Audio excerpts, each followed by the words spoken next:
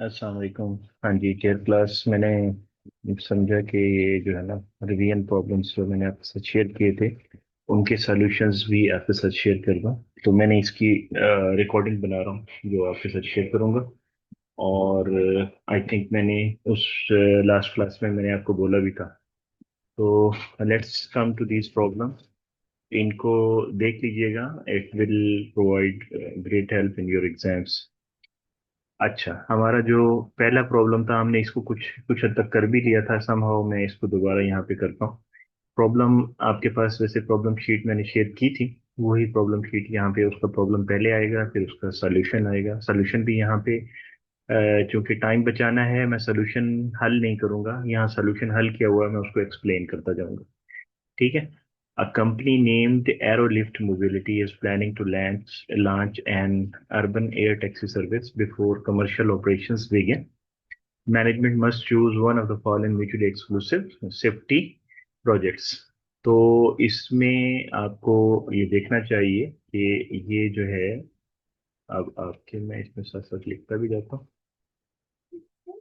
इसमें देखें, ये वो कह रहा है कि these are mutually exclusive projects. इसका मतलब आप दोनों को नहीं ले सकते। ठीक है। दोनों को या तीनों को आप नहीं ले सकते। आप उसमें से कुछ को, मतलब म्यूचुअली एक्सक्लूसिव का मतलब यही होता है ना कि बजट का कंस्ट्रेंट होता है उसके अंदर। तो बजट का अगर कंस्ट्रेंट होगा तो फिर इसका मतलब है आप जो है दोनों नहीं ले सकते। दो हैं, एक लेंगे उसमें से कुछ। इसमें कुछ प्रॉब्लम कर रहा है। अच्छा, ठीक है। मैं इसको ये जहाँ पे मेरा कर्सर है, टू म्यूचुअली एक्सक्लूसिव, ये आपने इसको याद रखना। ठीक है। नेक्स्ट जी, हम मूव करते हैं इसमें। तो स्टैंडर्ड सेफ्टी पैकेज के अंदर क्या है, इनिशियल इन्वेस्टमेंट 90 मिलियन की है। और एडवांस सेफ्टी पैसेंजर प्रोटेक्शन के अंदर 110 मिलियन की आपकी इनिशियल इन्वेस्टमेंट है। एक्सपेक्टेड एनुअल कैश इनफ्लोज जो है वो इसमें 27 मिलियन है 5 साल के लिए, और इसमें 31 मिलियन है 5 साल के लिए। और दोनों का जो डिस्काउंट रेट है या जो वैक है, weighted average cost of capital, that is 13% in both projects. ठीक है। Management bonuses are link to IRR, internal rate of return जो है, अगर 24% या उससे बड़ा होगा। और दो कंडीशंस लगाई हुई हैं मैनेजमेंट ने बोनस के ऊपर। और दूसरा ये है कि पे बैक पीरियड अगर आपका 3 साल या 3 साल से कम होगा तो तब आपको आपकी मैनेजमेंट को बोनस मिलेगा। इट मीन्स कि मैनेजमेंट के ऊपर एक तरह से बार लगाया हुआ है कि अगर वो इतना अच्छा परफॉर्म करेंगे तो only in that case they will get the bonuses. The advanced package includes premium onboard diagnostics and expanded passenger liability coverage। ठीक है। तो एडवांस पैकेज ये वाला जो है उसकी फर्दर इंफॉर्मेशन दी हुई है कि ऑन बोर्ड उनके यानी डायग्नोस्टिक्स और जो है उनकी लाइबिलिटी, उनकी कवरेज है। एक तरह से इंश्योरेंस समझ लें कि इसमें इंश्योरेंस का एलिमेंट ज्यादा है। अच्छा जी, अब आपने रिक्वायर्ड के ऊपर आ गया। रिक्वायर्ड में सबसे पहले उसने कहा फॉर बोथ अल्टरनेटिव। ठीक है। बोथ अल्टरनेटिव मतलब this alternative and this one, both this and this. ये जो दोनों बोथ अल्टरनेटिव हैं इसकी बात कर रहा है वो। ये फॉर बोथ अल्टरनेटिव आपने क्या फाइंड करना है, you have to find the payback period. Payback period दोनों का फाइंड करें, दोनों का एनपीवी फाइंड करें, दोनों का आईआरआर फाइंड करें, दोनों का एमआईआरआर फाइंड करें। ठीक है। और बताएं कि state which alternative is preferred based on based only on financial matrix. ठीक है। फाइनेंशियल मैट्रिक्स यानी इनके जो रिजल्ट्स आएंगे उसकी बेसिस के ऊपर आप किस अल्टरनेटिव को एक्सेप्ट करेंगे। ठीक है। हम इस पार्ट को पहले सॉल्व कर लेते हैं, बी को फिर बाद में पढ़ते हैं। राइट। तो पहला पार्ट आपके पास क्या है जी, पहले पार्ट में आपने बात की ही कि आपका जो वैक है दैट इज 13%। प्रोजेक्ट की लाइफ दोनों की 5 साल की थी। 5 years reinvestment rate for M I R R क्या होगा, हमने कहा री इन्वेस्टमेंट दोनों का जो है ना वो 13% होगा। ठीक है। I R M I R R का 13% होगा। Modified internal rate of return का जो एक्सटर्नल डिस्काउंट रेट है ना, एक्सटर्नल डिस्काउंट रेट आपको चाहिए होता है ना उसके अंदर, so that you can find out the modified internal rate of return. तो वो उसका जो एक्सटर्नल डिस्काउंट रेट है वो 13% होगा। ठीक है। स्टैंडर्ड सेफ्टी पैकेज को सबसे पहले देख लेते हैं जी। इसमें आपका इनिशियल आउटले 90 मिलियन था, हम दोबारा लिख रहे हैं, और एनुअल कैश फ्लो 27 मिलियन का था 5 साल के लिए। ठीक है। तो ये सारा हमने बेसिकली उसमें से डाटा निकाला है और दोबारा लिख दिया ऊपर क्वेश्चन में से। ठीक है। अगर आप इस तरह से जब अटेम्प्ट करें तो जरूर लिखें। समटाइम ये होता है कि क्वेश्चन आप अटेम्प्ट नहीं कर पाते, यानी कि गलत हो जाता है क्वेश्चन, आपसे सही नहीं होता कैलकुलेशन वगैरह। तो ये लिखेंगे तो यू विल गेट समथिंग, कुछ ना कुछ मार्क्स तो आपको इसके भी मिल जाते हैं। ठीक है। आगे बढ़ते हैं अभी। पहला पार्ट अब वो सॉल्व करने लगे हैं हम। ए का पहला पार्ट, यानी आप पे बैक पीरियड निकालने लगे हैं। तो पे बैक पीरियड में हम कहते हैं कि पे बैक पीरियड हम कैसे निकालते हैं? What is the way of the pay back period? हम कहते हैं जो इनिशियल इन्वेस्टमेंट है, इनिशियल इन्वेस्टमेंट को आप एनुअल कैश फ्लो से डिवाइड कर दें। ठीक है। तो आपकी इनिशियल इन्वेस्टमेंट कितनी है जी? 90 है। और आपके हर साल की जो एनुअल कैश इनफ्लो है, सेम अगर कैश इनफ्लो हो तो you can do like this, इस तरह से आप कर सकते हैं। अदरवाइज जो आपने इसका तरीका पहले पढ़ा था वो ये था कि अब ये 5 साल का है ना, तो मैं यहाँ पे बना देता हूँ 1 2 3 4। ये आगे पीछे हैं थोड़ा सा, 4 और 5। ठीक है। ये टाइम जीरो के अंदर जो आपकी इन्वेस्टमेंट है, ये 90 मिलियन की है, और फिर हर साल आपको 27 मिलियन मिल गया।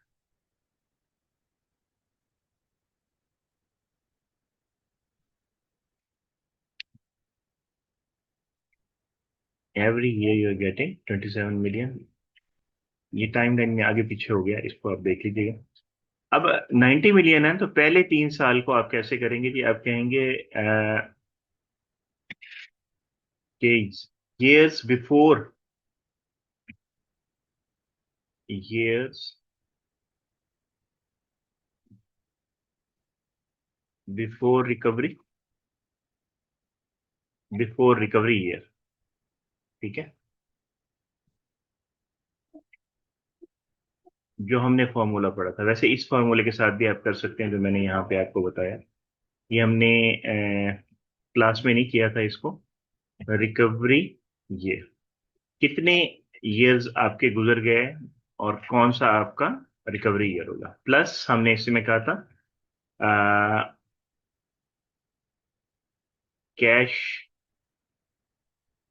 Flow required in recovery year.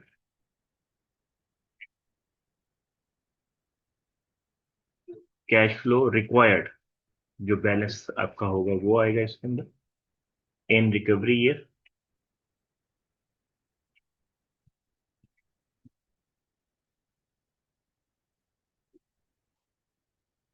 Recovery year, ये आप ऊपर इसको न्यूमरेटर में लिख देते हैं और नीचे डिवाइड करते हैं इसको एक्चुअल कैश फ्लो जो होगा, cash flow, cash flow in recovery year.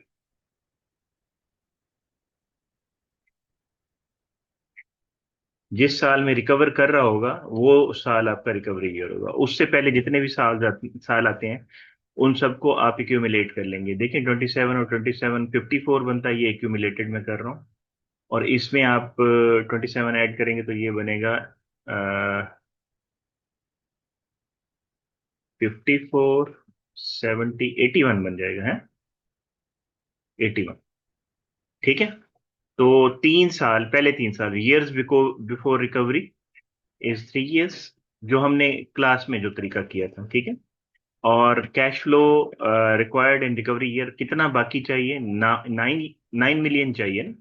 आपका टोटल 90 मिलियन का था, उसमें से 81 मिलियन रिकवर हो गया पहले 3 साल में।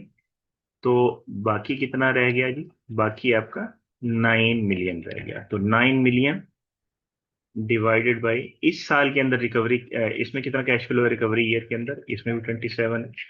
तो आप इसको इससे डिवाइड करेंगे तो it turns out to be 3.33 year.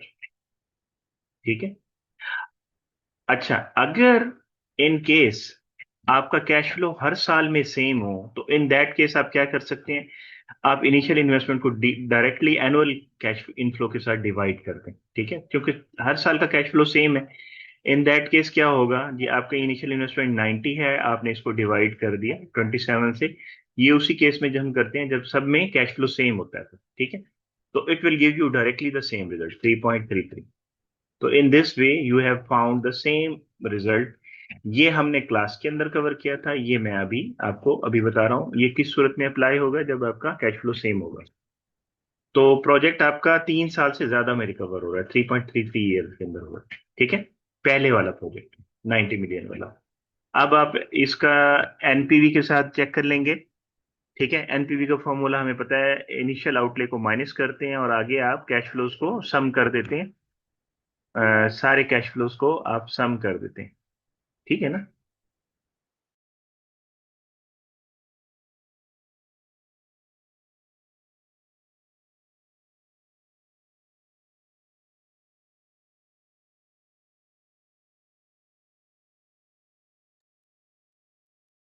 Okay ji, initial outlay हमारे पास कितना है जी, 90 मिलियन है। और आपका जो इसमें हम देख रहे हैं कि 5 साल में जो आपको मिल रहा है वो एनओटी की सूरत में मिल रहा है, हर साल सेम कैश फ्लो है। तो आप एनओटी का फॉर्मूला इसके अंदर अप्लाई कर सकते हो, ठीक है। तो एनओटी के अंदर एनओटी का फॉर्मूला जो होता है वो यही होता है, 27 multiplied by present value interest factor of NOT. 13% और 5 ईयर के ऊपर आप उसको देख लें और उसको सिंपली इसके साथ मल्टीप्लाई करते हैं। And if you want to calculate each year present value interest factor हर किसी का निकालना चाहें तो उसका फॉर्मूला भी है हमारे पास। एन्युटी का क्या फॉर्मूला होता है, एन्युटी का फॉर्मूला होता है कैश फ्लो मल्टीप्लाइड बाय, यानी ये मैं अगर प्रेजेंट वैल्यू ऑफ एन्युटी का फॉर्मूला लिखता हूँ तो ये बनता है 1/r into 1 -1/1 + r power n, ठीक है। इस सिचुएशन में हमारे पास आर कितना है, आर हमारे पास 13% है विच इज वैट। और एन हमारे पास 5 ईयर्स है, ठीक है। 5 ईयर्स है।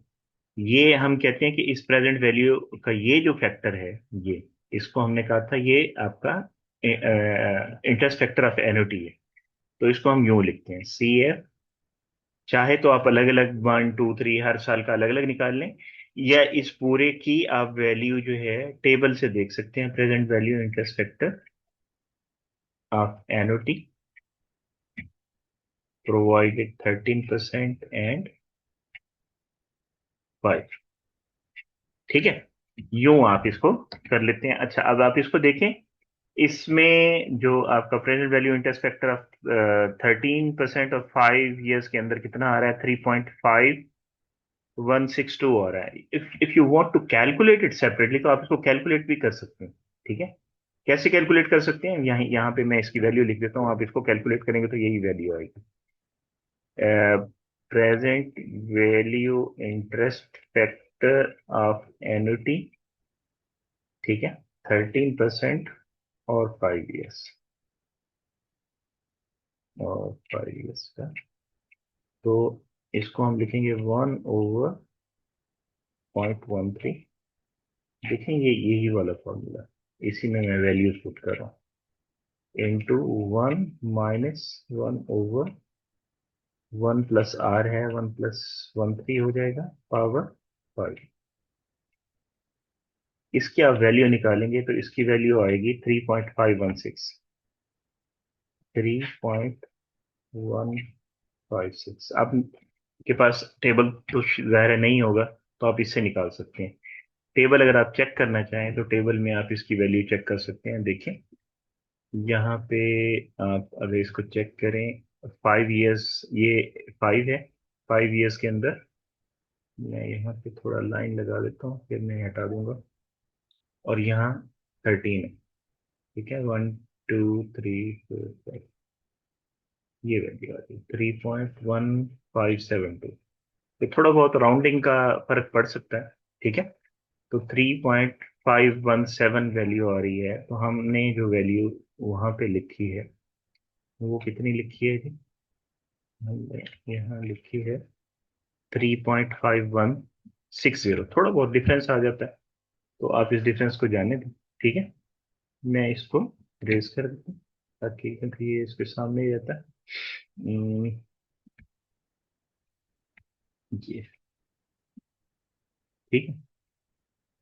तो closing this, coming back to our question, तो ये इसकी वैल्यू आ गई, ये वैल्यू हमने इसके अंदर वापस प्लेस कर देंगे। ठीक है।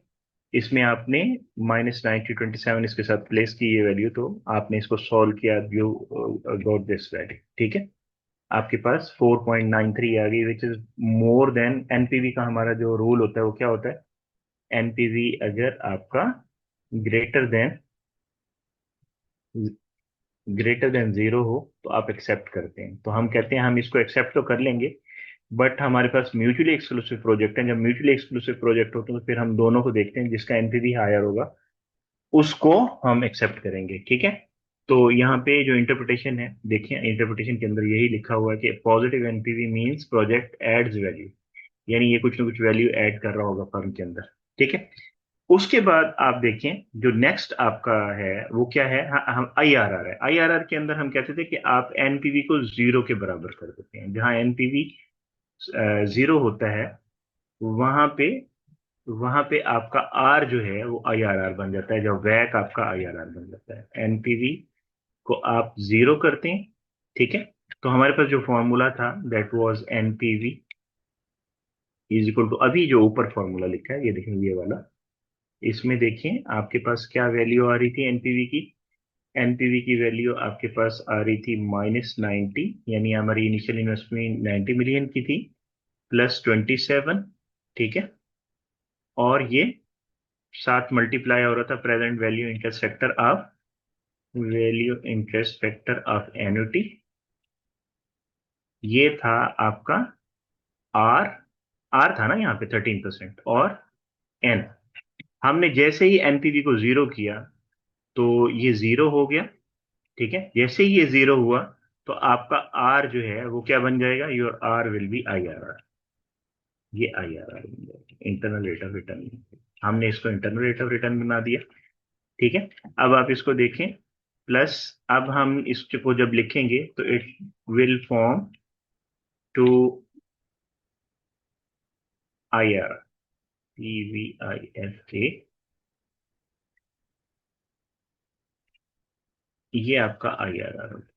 अच्छा, आईआरआर का जो मैंने तरीका आपको बताया था इंटरपोलेशन का, वो भी आप यूज कर सकते हैं। लेकिन क्योंकि हम आपने इस चीज को भी देखना है कि क्वेश्चन के मार्क्स कितने हैं, मार्क्स के हिसाब से उसको लेके चलना है। अगर कम मार्क्स हो तो फिर आप कोशिश करें कि वो वाला मेथड ना यूज करें। ठीक है। अब हम क्या करेंगे, वी विल एक्चुअली इस 90 को इस साइड पे लेके आ गए आप। ठीक है। 90 इधर आ गया, जीरो वाली साइड पे माइनस होता इधर प्लस हो गया, और साथ 27 मल्टीप्लायर, तो 27 से इसको डिवाइड कर देंगे। ठीक है। और आपके पास जो present value interest factor of annuity, हमारे हमें पता है एन कितना है। ठीक है। आईआरआर का नहीं पता ना हमें, एन तो हमें पता कि 5 है। आईआरआर और 5 कर दिया आपने। इसको जब आपने सॉल्व किया तो it turns out to be 3.33। ठीक है। 3.33333 वगैरह आ रहा है। ठीक है। तो आप 5 इयर्स के अंदर जाके टेबल के अंदर जाके देखेंगे कि कहाँ पे इसकी वैल्यू 3.333 आ रही है।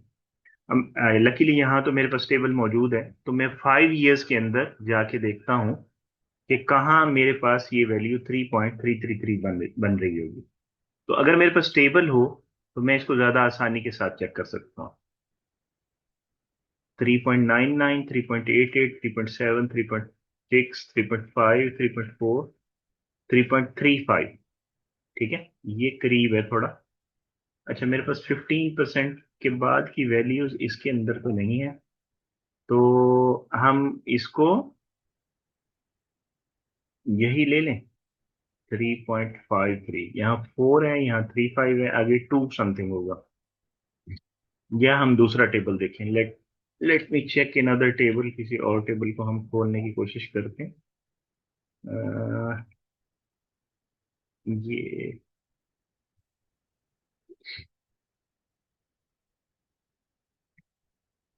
टेबल 2, इसको खोल के देखते हैं शायद इसमें हो टेबल।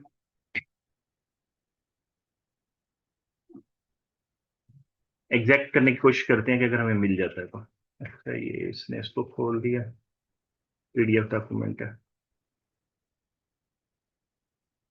11, 12 और फिर 20% पे है। यस, ये भी काम करने में है। ये तो खैर प्रेजेंट वैल्यू का फॉर्मूला है।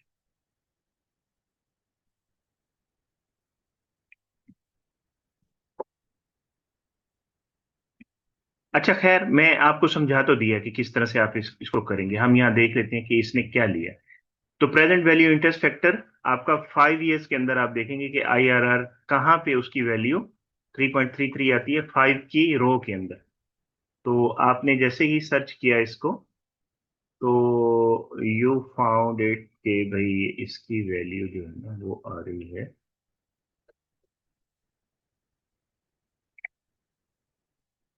15 पे आ रही। ठीक है, 15%। अच्छा, आप इंटरपोलेशन के साथ भी समहाउ इसको कर सकते हैं। इससे तो हमें एग्जैक्टली 15% का ही पता चलेगा। अगेन मैं ये कहूंगा कि अगर मार्क्स कम है तो फिर आप शॉर्टकट मेथड से करने की कोशिश करें। इंटरपोलेशन में ज़्यादा टाइम ज़्यादा लगता है आपका। ठीक है, तो आपने जब इसको निकाला it comes out to be 15.24%। तो आपने कहा था कि आपका जो आईआरआर का कंडीशन है वो भी हमने देखी थी कि क्या होगी, वो उसका क्वेश्चन वो बाद में करेगा। अब आप M I R R find करेंगे। एम आई आर आर के लिए आपने कहा कि हमारे पास जो एम आई आर आर के लिए आपके पास, हम कहते थे कि आप फॉर्मूला किस तरह से बनाते हैं कि एम आई आर आर के अंदर हम करते ये थे कि सारी वैल्यूज को जो है आप पॉजिटिव वैल्यूज को आगे ले जाते थे और नेगेटिव वैल्यूज को पीछे लेके आते थे। ठीक है, ऐसे ही करते थे ना। तो लेट्स सी, इसमें देखें 27 मिलियन के साथ आप कुछ वैल्यूज को आगे ले जाएं, कुछ को पीछे आप करेंगे। सॉरी, इसको दोबारा खोल दिए ये। आपने देखें इसमें हम जो फॉर्मूला बनाते हैं वो क्या बनाते हैं फॉर्मूला। आप कहते हैं 5 ईयर्स की वैल्यूज हैं 1, 2, 3, 4, 5। तो ये 27, ये भी 27, ये भी 27। ठीक है, ये भी 27 और ये भी 27। तो आप क्या करते थे, एम आई आर आर के अंदर आप कहते थे कि इस तमाम वैल्यूज को हम आगे लेके जाएंगे, इन सारी वैल्यूज को आगे लेके जाएंगे। जो पॉजिटिव वैल्यूज हैं उनको फ्यूचर में लेके जाएंगे, और जो नेगेटिव वैल्यूज हैं उनको टाइम जीरो में लेके आएंगे। ये टाइम जीरो था, 1, 2, 3, बिकॉज हमारे पास सारी पॉजिटिव वैल्यूज हैं। एक ही नेगेटिव वैल्यू उसको वहीं रहने देंगे और बाकी सारी वैल्यूज को आगे लेके जाएंगे। तो यहां पे हम क्या करते थे, हम सम करते थे, सम ऑफ ऑल फ्यूचर वैल्यूज। ठीक है, एफ वी टी। टी का मतलब जितनी भी आपकी पास वैल्यूज हैं उन सबका फ्यूचर वैल्यू आप निकाल ली। ठीक है, पॉजिटिव कैश फ्लोज की फ्यूचर वैल्यू और नेगेटिव कैश फ्लोज की आपकी प्रेजेंट वैल्यू। ठीक है, तो हमने क्या करते थे, हम इनको डिवाइड कर देते थे। आज यहाँ पे जो भी वैल्यूज आ रही हैं वो एक ही वैल्यू बन गई आपकी। ठीक है, फ्यूचर वैल्यू एक बन गई और प्रेजेंट वैल्यू भी एक बन गई। तो एम आई आर आर जब आप निकालते थे तो एम आई आर आर की वैल्यू कुछ इस तरह से निकलती थी।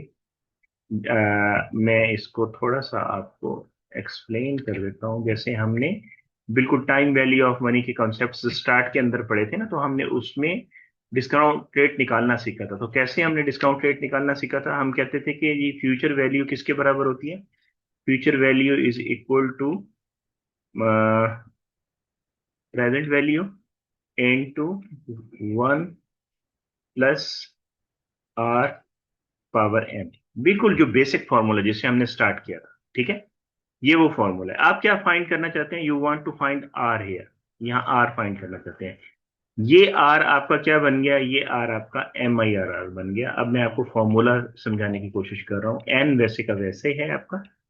ठीक है, ये 1 है।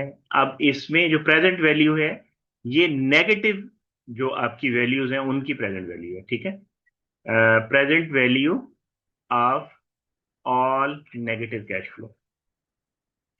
ठीक है, all negative cash flows, C H. और ये क्या होगा, ये फ्यूचर वैल्यू ऑफ ऑल, या सम कह लें आप, future value of all positive cash flow. Sum of, sum कर देते हैं, sum of all future value of all positive cash flows. और यहाँ पे भी सम पड़ा। ठीक है, अब ये मल्टीप्लाई हो रहा है, ये यहाँ डिवाइड हो जाएगा इसके साथ। हमने कहा ये जी, ये क्या होगा, ये फ्यूचर वैल्यूज है। मैं अगर इसकी पूरी की जगह फ्यूचर वैल्यू लिख दूं, फ्यूचर वैल्यूज हैं, sum of future values of all positive cash flows divided by ये sum of all negative cash flows की प्रेजेंट वैल्यूज। ठीक है, तो ये किसके बराबर हो गया, 1 + MIRR की पावर n के बराबर हो गया। अब हम क्या करते थे, हम कहते थे कि n की वैल्यू यहां से हटानी है, तो क्या करेंगे, दोनों तरफ 1/n वैल्यू ले लेंगे। इधर 1/n लेंगे तो ये n के साथ कैंसिल हो जाएगा, और यहाँ पे 1/n की वैल्यू लेंगे तो ये 1/n हो जाएगा, और ये 1 यहाँ पे इस तरफ आएगा तो -1 हो जाएगा, और यहाँ पे भी -1 हो जाएगा, तो ये खत्म हो जाएगा।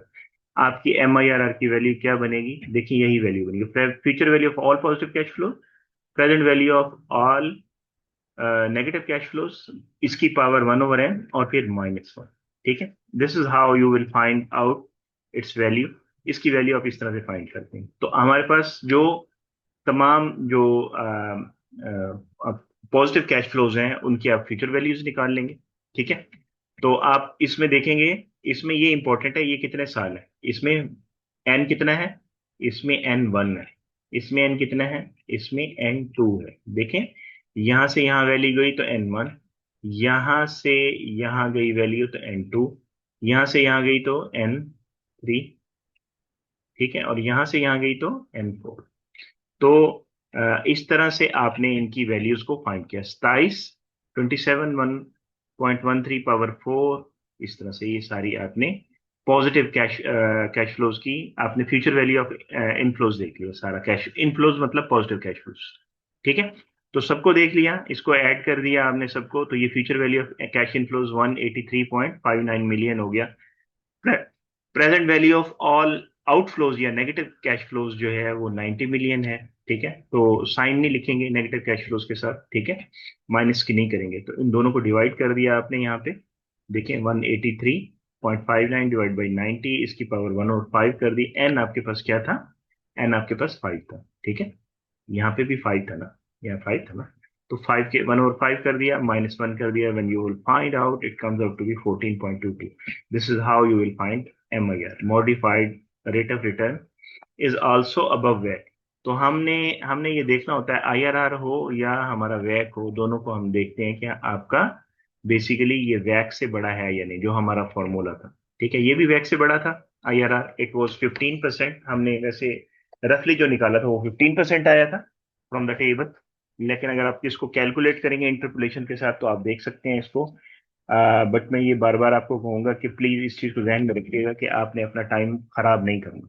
ठीक है, आपने अपना पेपर पूरा सॉल्व करना है, तो अकॉर्डिंग टू दैट आप देखेंगे कि कितना टाइम मैं इसको एलोकेट कर सकता हूँ, तो उतना ही टाइम दीजिएगा। अगर फॉर एग्जाम्पल ये 1 नंबर का क्वेश्चन है या 2 नंबर का क्वेश्चन है, तो इस पे ज्यादा टाइम लगाने की जरूरत नहीं है। ठीक है, बाकी क्वेश्चंस को पूरा कर लें, अगर टाइम बच जाए तो फिर इसको ज्यादा डिटेल के साथ आप कर सकते हैं, अदरवाइज आप इसको पहले इसी तरह से कर लें। ठीक है, अब मैनेजरियल implication क्या है, standard package is financially acceptable because all value based measures are favourable. यानी पे बैक पीरियड 3 साल से तो ज्यादा है, यानी बोनस नहीं मिलेगा, otherwise 3.33 year is okay for us. ठीक है, फिर एनपीवी आपकी पॉजिटिव वैल्यू क्रिएट कर रहा था, आईआरआर भी आपका वैक से बड़ा है, MIRR भी आपका वैक से बड़ा है। तो सारी जो फेवरेबल वैल्यू है, although its payback is slightly longer than the management bonus threshold, 3 साल से ज्यादा है। और IRR का भी आपका जो कंडीशन थी उसको भी देख लेते हैं एक बार दोबारा। IRR वो कहता है 24%, 24% पे तो नहीं है। ठीक है, ग्रेटर देन 24% तो नहीं है। IRR आपके पास आया था 14 पॉइंट समथिंग, यहाँ पे हमने निकाला 14.22। तो आपको बोनस तो नहीं मिल सकता, मैनेजमेंट को बोनस नहीं मिल सकता। ठीक है, अब आप जो है, जो दूसरा पैकेज है उसके साथ भी यही सारी चीजें अप्लाई करेंगे, तो you can do that similarly. ठीक है, इनिशियल आउटले 110 है, इसमें भी आप देखें कि हमारे पास जो है एनुटी की फॉर्म में कैश फ्लो सेम आपका रिपीट कर रहा है, तो आप इनिशियल इन्वेस्टमेंट को सिंपली आप अपने कैश फ्लो के साथ डिवाइड करके डायरेक्टली वैल्यू निकाल लें, इसमें भी वैल्यू आपकी 3 से ऊपर आएगी। 110 इज योर आउटफ्लो, और 31 मिलियन इन एवरी ईयर, तो 3.55 ईयर आ गया आपके पास। तो ये आप जो है, ये भी मैनेजमेंट बोनस के लिए तो ओके नहीं है, ठीक है, लेस देन 3 इयर्स चाहिए था। अच्छा, बाकी वैल्यूज को हम देखते हैं कि बाकी वैल्यूज, एनपीवी आपने निकाला उसी तरह से, इसमें आपने वही फॉर्मूला लगाया, ठीक है, 13%, और उसके साथ मैं इसको थोड़ा सा ठीक कर दूं, ये मैं आपके साथ शेयर भी कर दूंगा फाइल, ठीक है। इसकी वैल्यू 3.160 आई थी, आपने टेबल से भी देखी थी, ठीक है। इसको सॉल्व किया तो इसकी जो एनपीवी है वो नेगेटिव आ रही है।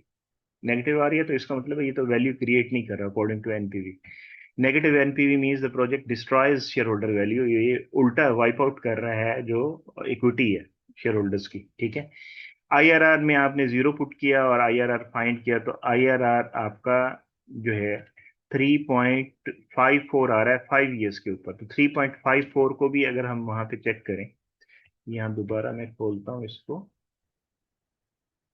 इसको खोलता हूँ, तो मेरी जो वैल्यू आ रही थी वो कितनी थी, 3.5484। तो लेट्स सी, 3.5484 5 ईयर के अंदर, 3.5484 इसके और इसके दरमियान आ रहा है। ये 5.1 है, कम हो गया ना, ये ज्यादा है। It is more closer to 13%, ठीक है। तो लेट्स सी इसकी वैल्यू इसने यहाँ पे क्या लिखी है, तो 12 और देखें 13 के दरमियान था, 12.64 आ गया। आप इंटरपोलेशन से इसकी फर्दर एक्यूरेट वैल्यू निकाल सकते हैं। अगर मार्क्स कम है, टाइम कम है, तो फिर इसको डायरेक्ट मेथड से करें, इंटरपोलेशन वाला मेथड ना यूज करें, ठीक है। 12.64 आ गया। ये भी आपका आईआरआर जो है इट इज लेस देन वैक, वैक आपका 13% है, तो ये तो एक्सेप्टेबल ही नहीं है, ठीक है। तो IRR is below than 13% which is वैक, यानी डिस्काउंटेड से कम है, so the project should be rejected, reject हो जाना चाहिए। एमआईआरआर आपने निकाला, इसमें भी आपने उसी तरह से पॉजिटिव जो कैश फ्लोज थे उनकी फ्यूचर वैल्यू निकाल ली, और नेगेटिव कैश फ्लोज की आपने जो है प्रेजेंट वैल्यू निकाल ली। Cash outflows is negative cash flows और inflows are positive cash flows, ठीक है। तो आपने इसको सॉल्व किया, तो आपने देखा कि इसकी वैल्यू भी लेस देन 13% आई, 12.80, तो ये भी रिजेक्ट होगा, ठीक है। M I R is also says stage below the required return, यानी 13% आपका रिक्वायर्ड रिटर्न था, उससे ये नीचे है इसकी वैल्यू, तो आप इसको भी रिजेक्ट करेंगे। तो मैनेजरियल इम्प्लीकेशन क्या है कि इस पैकेज को तो वैसे ही उड़ा दें आप, ठीक है। बोनस तो बहुत दूर की बात है, मैनेजमेंट बोनस तो आपको नहीं मिलेगा, लेकिन आप दोनों को आप कंपेयर किया आपने, तो एक वैल्यू बढ़ा रहा है, एक वैल्यू डिस्ट्रॉय कर रहा है। तो हम कौन सा प्रोजेक्ट लेंगे, हम प्रोजेक्ट ए लेंगे। Based on only financial metrics the standard safety packages preferred because it has positive NPV, ठीक है। आईआरआर ग्रेटर देन वैक है, M I R R greater than वैक है, और पे बैक पीरियड भी it's okay, it's lesser than the project B, project जो B था उससे कम, ठीक है। तो ये आपका पहला पार्ट हुआ। अब हम दोबारा जाते हैं ऊपर और देखते हैं सेकंड पार्ट को, देखते हैं कि वो किस तरह से आपका सॉल्व होगा, ठीक है। सेकंड में हम चले जाते हैं, सेकंड पार्ट को देखते हैं, बी पार्ट। ये पार्ट ए किया था हमने, ये यहाँ पे सेकंड पार्ट आया, ठीक है। सेकंड पार्ट को हम देखते हैं जी।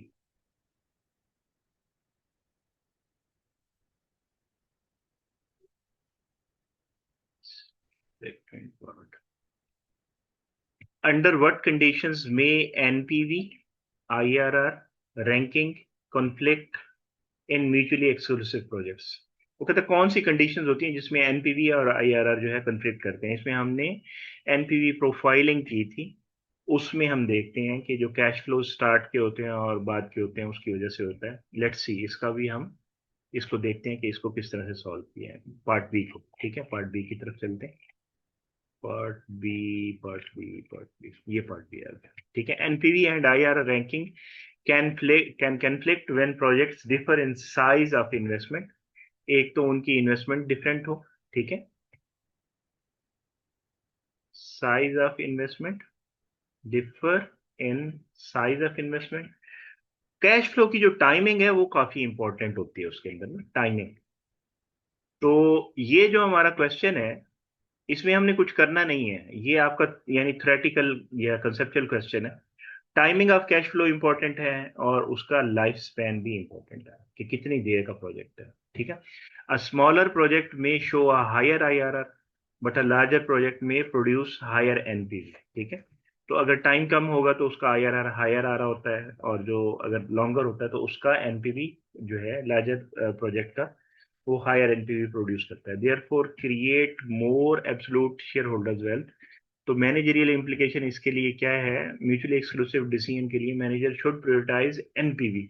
तो अगर ये कॉन्फ्लिक्ट आता है, तो हमने ऑलरेडी पढ़ा था एनपीवी प्रोफाइल बनाते हुए भी कि इन दैट केस जो री इन्वेस्टमेंट रिस्क की जो एजम्पशन है वो ज्यादा प्रैक्टिकल होती है इन केस ऑफ एनपीवी, क्योंकि आप अगर आपका प्रोजेक्ट शॉर्टर है और वो आपने ज्यादा देर के लिए इन्वेस्टमेंट की है, तो आप उतना टाइम ही इन्वेस्टमेंट में रखना चाहते हैं ना। तो आपको जो रिक्वायर्ड रेट ऑफ रिटर्न है, विच इज डिस्काउंट रेट या वैक, weighted average cost of capital, उस वो रिटर्न आपको ऑलमोस्ट गारंटीड होता है कि वो आपको मिल जाएगा। ठीक है। जबकि आईआरआर के अंदर हर प्रोजेक्ट का रिटर्न डिफरेंट होता है, तो इट इज नॉट गारंटीड कि अगर वो प्रोजेक्ट खत्म हो गया आईआरआर वाला पहला प्रोजेक्ट, तो दूसरे प्रोजेक्ट में भी आपको सेम आईआरआर मिल सकता है। हो सकता है ज्यादा मिल जाए, हो सकता है कम मिल जाए। तो आपका री इन्वेस्टमेंट रिस्क की बेसिस के ऊपर आप कहते हैं कि एनपीवी को आप जो है प्रेफर करते हैं, प्रायोरिटाइज करते हैं एनपीवी को, because the objective of the firm is wealth maximisation. ठीक है। और वो विद जो है ना, विद मैक्सिमम सर्टेनिटी, तो रिस्क भी कम होगा। ठीक है। परसेंटेज रिटर्न मैक्सिमाइजेशन अलोन वो नहीं चाहिए आपको। आईआरआर आपको परसेंटेज रिटर्न की बात बताता है ना, लेकिन उसमें जो प्रॉब्लम है, जो रिस्क है, वो यही है कि हर प्रोजेक्ट का रेट ऑफ रिटर्न डिफरेंट होता है। ठीक है। जबकि जो आपका कस्टमर का रिक्वायर्ड रेट ऑफ रिटर्न है वो तो सेम रहता है, दैट स्टेज सेम, जब भी आप इन्वेस्टमेंट करने जाते हैं, फर्स्ट टाइम, सेकंड टाइम या थर्ड टाइम। अच्छा जी, पार्ट सी को देखते हैं आप। पार्ट सी क्या कह रहा था हमारे पास जी? पार्ट सी आ गया। पार्ट सी है एक्सप्लेन। ये आगे वही उसने पूछ लिया जो मैंने अभी एक्सप्लेन किया, री इन्वेस्टमेंट इजम्पशन इन एनपीवी, आईआरआर और एमआईआरआर। ठीक है। एनपीवी में हमारी री इन्वेस्टमेंट एजम्पशन क्या कहती है कि जो इन्वेस्टर का रिक्वायर्ड रेट ऑफ रिटर्न होता है वो वही होता है जो वैट होता है, weighted average cost of capital होता है। ठीक है। और आईआरआर में हमारा री इन्वेस्टमेंट एजम्पशन ये होता है कि जो रिटर्न मुझे इस प्रोजेक्ट के अंदर मिल रहा है, जो आईआरआर है, वही नेक्स्ट में मिलना चाहिए। और एमआईआरआर में क्या होता है? एमआईआरआर में भी आपका वही होता है। ठीक है। आप कहते हैं कि कौन सी एजम्पशन रियलिस्टिक है, तो अभी हमने कहा कि एनपीवी की जो एजम्पशन है दैट इज रियलिस्टिक है। ठीक है। तो लेट्स सी, इसको देखते हैं, इसका आंसर यहाँ पे क्या किया है मैंने। Part C. ठीक है। NPV assumes intermediate cash inflows are reinvested at the cost of capital. ठीक है। वैक के ऊपर, या इसी को हम रिक्वायर्ड रेट ऑफ रिटर्न भी कहते हैं। वैक is required rate of return, तो आप कहते हैं इसी पे आपकी हो चुकी, which is usually realistic because it reflects firm's opportunity cost. ठीक है। अपॉर्चुनिटी कॉस्ट को शो करते हैं ना भाई। गवर्नमेंट यानी बैंक में अगर आप डिपॉजिट कराते हैं, फिक्स डिपॉजिट कराते हैं, तो वो क्या रिटर्न देगी? वही रिटर्न देगी ना, जो कॉस्ट ऑफ कैपिटल आपका बन रहा है वही रिटर्न देगी आपको। आईआरआर एज्यूम क्या एज्यूम करता है? IRR assumes reinvestment at the IRR itself. जो मुझे इस प्रोजेक्ट में मिले वही मिलेगा, तो विच इज अनरियलिस्टिक। तो हर प्रोजेक्ट क्या रिटर्न डिफरेंट होता है, ये अनरियलिस्टिक है।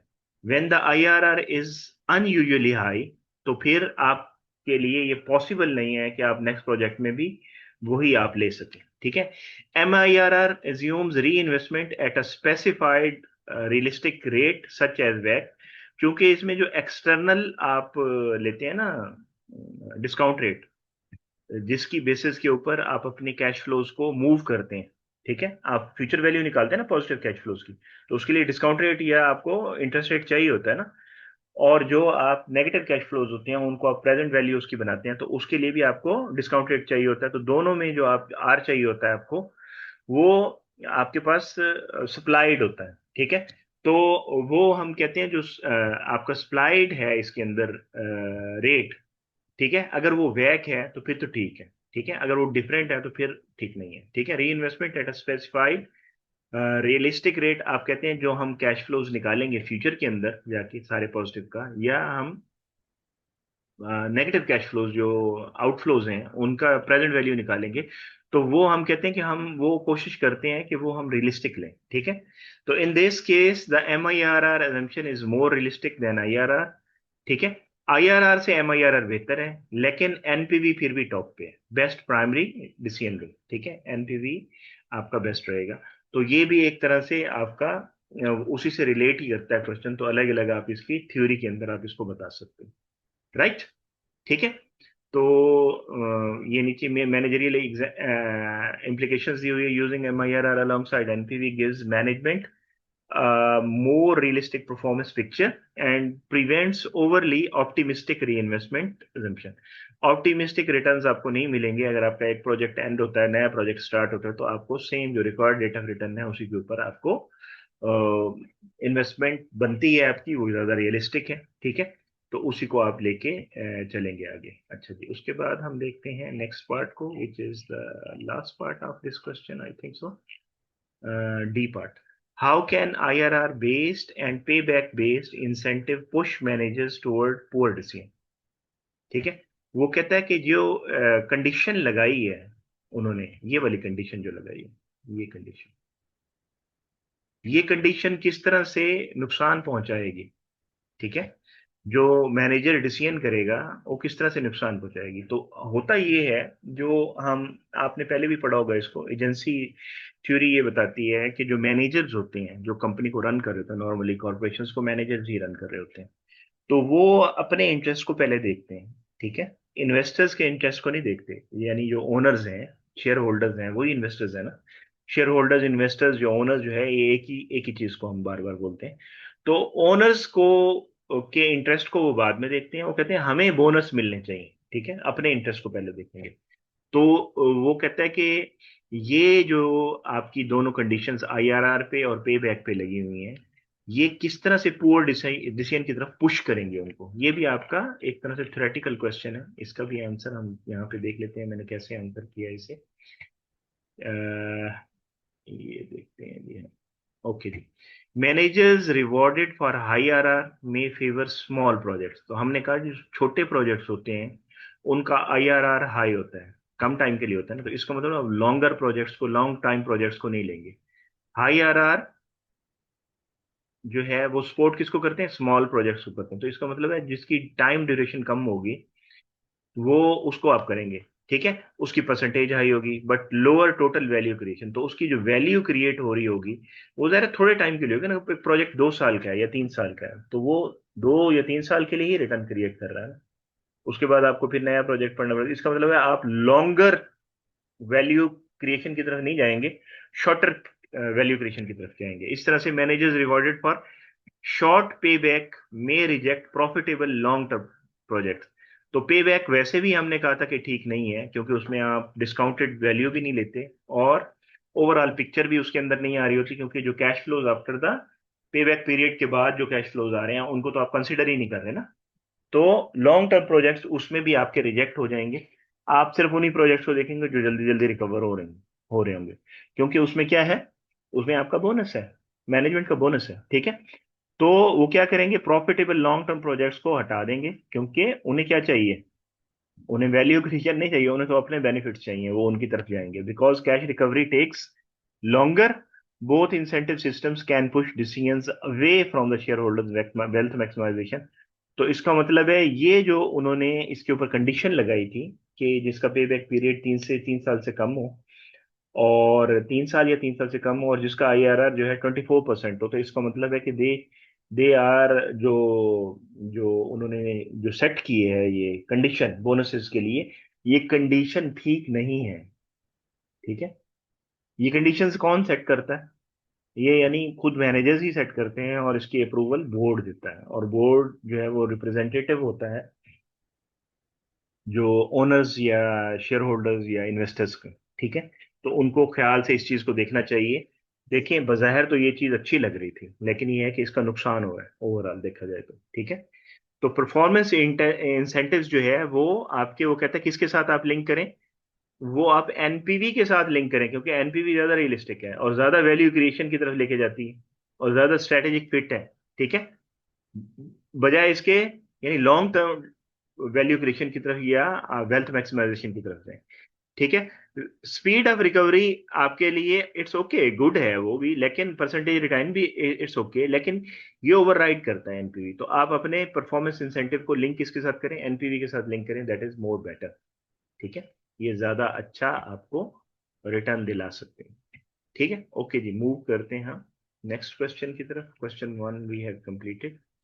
क्वेश्चन टू जो है वो क्या है जी, इसको भी पढ़ लेते हैं हम क्वेश्चन। तो इसका जो सिनेरियो है वो ये है कि an investor in the Pakistan stock exchange wants to select 4 shares out of 6 available listed companies to build a portfolio that balances return and risk। उसने कहा है कि जी पाकिस्तान स्टॉक एक्सचेंज से, पीएसएक्स से आपने, इन्वेस्टर है ना, ठीक है, ही इज एन इन्वेस्टर, उसने अपने पैसे लगाने हैं स्टॉक एक्सचेंज के अंदर। तो वो सिर्फ 4 शेयर्स को सिलेक्ट करना चाहता है, 4 शेयर्स को। ठीक है, 4 शेयर्स के अंदर इन्वेस्टमेंट करना चाह रहा है। जो पोर्टफोलियो वो बनाएगा वो 4 शेयर्स का पोर्टफोलियो बनाएगा। ठीक है, और अवेलेबल कितने हैं? वो कहता है 6 अवेलेबल लिस्टेड कंपनीज हैं। उसके पास जो चॉइस है वो 6 कंपनीज की है, लेकिन 6 में से 2 को वो ड्रॉप करेगा और 4 को वो सिलेक्ट करेगा। 6 में से 2 को ड्रॉप करेगा। ठीक है, to build a portfolio that balances return and risk. वो कहता है रिस्क एंड रिटर्न दोनों जिसके जो है ना जस्टिफाइड हो, तो उनको देखेगा। तो जो कंपनीज हैं वो उसके सामने वो कौन कौन सी हैं, लेट्स सी। ये 6 कंपनीज उसने दी हुई हैं, अगर हम इसको देखें तो ये 6 ही हैं। ठीक है, दिस इज 1, 2, 3, 4, 5 एंड 6। इसमें से 2 को ड्रॉप करना है उसने। ठीक है, तो एक्सपेक्टेड रिटर्न जो उसने निकाला हुआ है, इस वजह से यहाँ उसने के हैट लिख दी है। ठीक है, हैट आप एक्सपेक्टेड वैल्यू को लिखते हैं। ठीक है, एक्सपेक्टेड रिटर्न को, जो कि आपके बेसिकली प्रोबेबिलिटी डिस्ट्रीब्यूशन से निकालते हैं। तो आपकी माड़ी पेट्रोलियम कंपनी का है 17%। सिस्टम्स लिमिटेड का ये देखें, ये ऑयल एंड गैस सेक्टर से है, ये आपका कंप्यूटर के सेक्टर से है, ये बैंक के सेक्टर से है, ये पावर के सेक्टर से है, ये आपका फर्टिलाइजर के सेक्टर से है, और ये भी आपका ऑयल एंड गैस के सेक्टर से, पाकिस्तान पेट्रोलियम लिमिटेड। तो ये 6 कंपनीज, दो एक सेक्टर से हैं और बाकी ये सॉफ्टवेयर सेक्टर से, ये बैंक से है, ये पावर के है, और ये फर्टिलाइजर, यानी 5 सेक्टर से 6 कंपनीज उठाई हुई है। इसका एक्सपेक्टेड रिटर्न 17% है, इसका 21% है, इसका 15 है, इसका 14 है, 16 है और 19 है। ठीक है, स्टैंडर्ड डेविएशन का मतलब क्या है? ये रिस्क है। ठीक है, जो रिस्क है इनके रिटर्न्स का वो भी आपको यहाँ पे दिया हुआ है। रिस्क कितना है जी? इसका 21% है, इसका हाई है 29% है, इसका 16% है, 18%, 17% और 27%। हमने ऑलरेडी इस चीज को पढ़ा था कि हमने अगर किसी एक इंडिविजुअल स्टॉक को लेना हो तो हम रिलेटिव रिस्क निकालते हैं। ये आपका रिलेटिव रिस्क है, coefficient of variation. Coefficient of variation आप कैसे निकालते थे रिलेटिव रिस्क को? आपको याद होगा, हम इसको करते थे रिस्क ओवर रिटर्न। ठीक है, रिस्क ओवर रिटर्न, रिस्क और रिटर्न को डिवाइड कर देते थे। यानी मैं अगर यहाँ पे इसको डिवाइड करूं तो यही वैल्यू आएगी। ठीक है, रिटर्न भी गिवन है और रिस्क भी गिवन है। ठीक है, 21 डिवाइडेड बाई 17 जो है वो कितना आएगा? 1.24 आएगा। 29 डिवाइड बाई 21 1.38 आएगा। 16 डिवाइड बाई 15 1.07 आएगा। 18 डिवाइड बाई 14 1.29 आएगा। तो ये उनके रिस्क है। ठीक है, ये रिस्क भी आ गया। अब वो आगे क्वेश्चन स्टार्ट कर रहा है। क्वेश्चन क्या स्टार्ट कर रहा है? ओके, पहला क्वेश्चन है rank the 6 stocks based on expected return from highest to lowest. पहले आप इसको रैंक करें एक्सपेक्टेड रिटर्न के हिसाब से, फिर उसको रैंक करें रिस्क के हिसाब से, और फिर रैंक करें कोएफिशिएंट ऑफ वेरिएशन के हिसाब से। ठीक है, तो सिर्फ रैंकिंग करनी है आपने। लेट्स सी, इसकी रैंकिंग करते हैं। पहला पार्ट पहले देख लेते हैं। ये आपने, ये इनकी रैंकिंग करनी। ठीक है, अच्छा, रैंकिंग की आपने। एक्सपेक्टेड रिटर्न सबसे हाई किसका था? 1, 2, 3, 4, 5 रिटर्न के हिसाब से। रिटर्न के हिसाब से आप रैंकिंग की तो सबसे ज्यादा रिटर्न आपका इसी का ही। ठीक है, उसके बाद रिटर्न किसका है? पाकिस्तान पेट्रोलियम का। देखिए रैंकिंग की हुई है पाकिस्तान पेट्रोलियम। फिर तीसरे नंबर पे किसकी है? 19 के बाद 17 था, माड़ी पेट्रोलियम। ठीक है, माड़ी पेट्रोलियम आ गया। फिर देखें, रैंक करना है। ठीक है, हाईएस्ट टू लोएस्ट, 1, 2, 3, 4 ही है, फौजी फर्टिलाइजर, फिर आपका मिजान बैंक है, फौजी फर्टिलाइजर और फिर मिजान बैंक। ठीक है, 1 2 3 4 5 और 6 वाली ये आ गई हब पावर। ठीक है, इसके सबसे कम रिटर्न है। और इसको रैंक किया आपने रिस्क के हिसाब से, तो आप देखें रिस्क में आपने उसने कहा है कि रैंक करें लोएस्ट टू हाईएस्ट। तो सबसे पहले कौन सी होगी जिसका सबसे कम रिस्क होगा? तो सबसे कम रिस्क किसका है? इसका है, मिजान बैंक का। ठीक है, 16% है, फिर 17% है। ठीक है, तो इस हिसाब से आपने किया, पहले नंबर पे मिजान बैंक आया। ठीक है, ये 1 लिखा आपने। 2 पे फौजी फर्टिलाइजर, इसको सामने रखते हुए आप देखें 17%। फिर 18% हब पावर है, हब पावर देखें, हब पावर को 3 पे ले गए आप। ठीक है, फिर उसके बाद क्या है जी? 17, 18 और फिर 21 है, माड़ी पेट्रोलियम है। माड़ी पेट्रोलियम इज 4। फिर पाकिस्तान पेट्रोलियम और फिर सिस्टम, सबसे हाईएस्ट रिस्क इसका था। तो आपने उनके नंबर इस तरह से लगा देने। ठीक है, फिर सीवी के हिसाब से देख लें आप। सीवी के हिसाब से आप देखेंगे तो सीवी भी क्योंकि रिस्क है, इसको भी आपने कोएफिशिएंट ऑफ वेरिएशन लोएस्ट से हाईएस्ट की तरफ लिखना है। ठीक है, तो लोएस्ट किसका है? इसका है, फौजी फर्टिलाइजर का। फिर किसका है?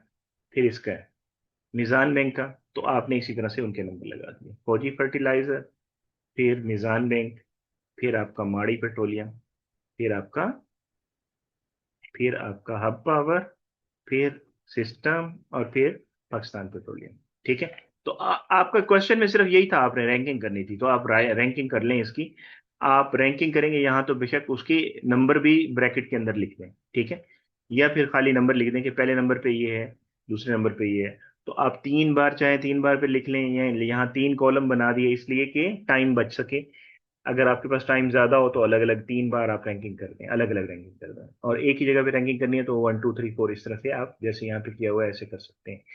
सेकंड क्वेश्चन देखते हैं, select the 4 stocks to form a diversified portfolio that balances relatively high return with lower risk. ठीक है, हम हमेशा ये कहते हैं कि आपका जो मिनिमम रिस्क के ऊपर मैक्सिमम रिटर्न होना चाहिए। ठीक है, तो इसकी बेसिस के ऊपर हम किसको सिलेक्ट करेंगे? आप वही कंपनी सिलेक्ट करेंगे जो सीवी जिनका लोअर होगा, रिलेटिव रिस्क जिनका रिस्क पर डॉलर ऑफ रिटर्न कम होगा। ठीक है, तो आप पहली 4 कंपनीज को सिलेक्ट करेंगे। यहाँ पे वो कहता है सिर्फ सिलेक्ट कर लें 4 स्टॉक्स को, जब बैलेंस करेगा। लेट्स सी इसको हमने कैसे किया। उसने कहा जी सिलेक्टेड पोर्टफोलियो सबसे पहले क्या लेंगे? सिस्टम्स लिमिटेड लेंगे। सिस्टम लिमिटेड का क्या है? रिस्क ओवर रिटर्न कितना है जी? Risk over return system limited का कितना है जी? उसने कहा हाईएस्ट रिटर्न। और दोबारा देख लें, select 4 stocks from diversified portfolio that balances relatively high return with lower risk। तो high return with lower risk, तो रिस्क आपका सिस्टम का तो हाई था, लो तो नहीं था। ठीक है, हाई उसके साथ सिस्टम लिमिटेड को लिया, माड़ी पेट्रोलियम को लिया, यानी जो आपने तरतीब यहां पे लगाई थी। सिस्टम लिमिटेड को हम क्यों ले रहे हैं? माड़ी पेट्रोलियम कंपनी, माड़ी पेट्रोलियम कंपनी का जो रिटर्न वो तीसरे नंबर पे था।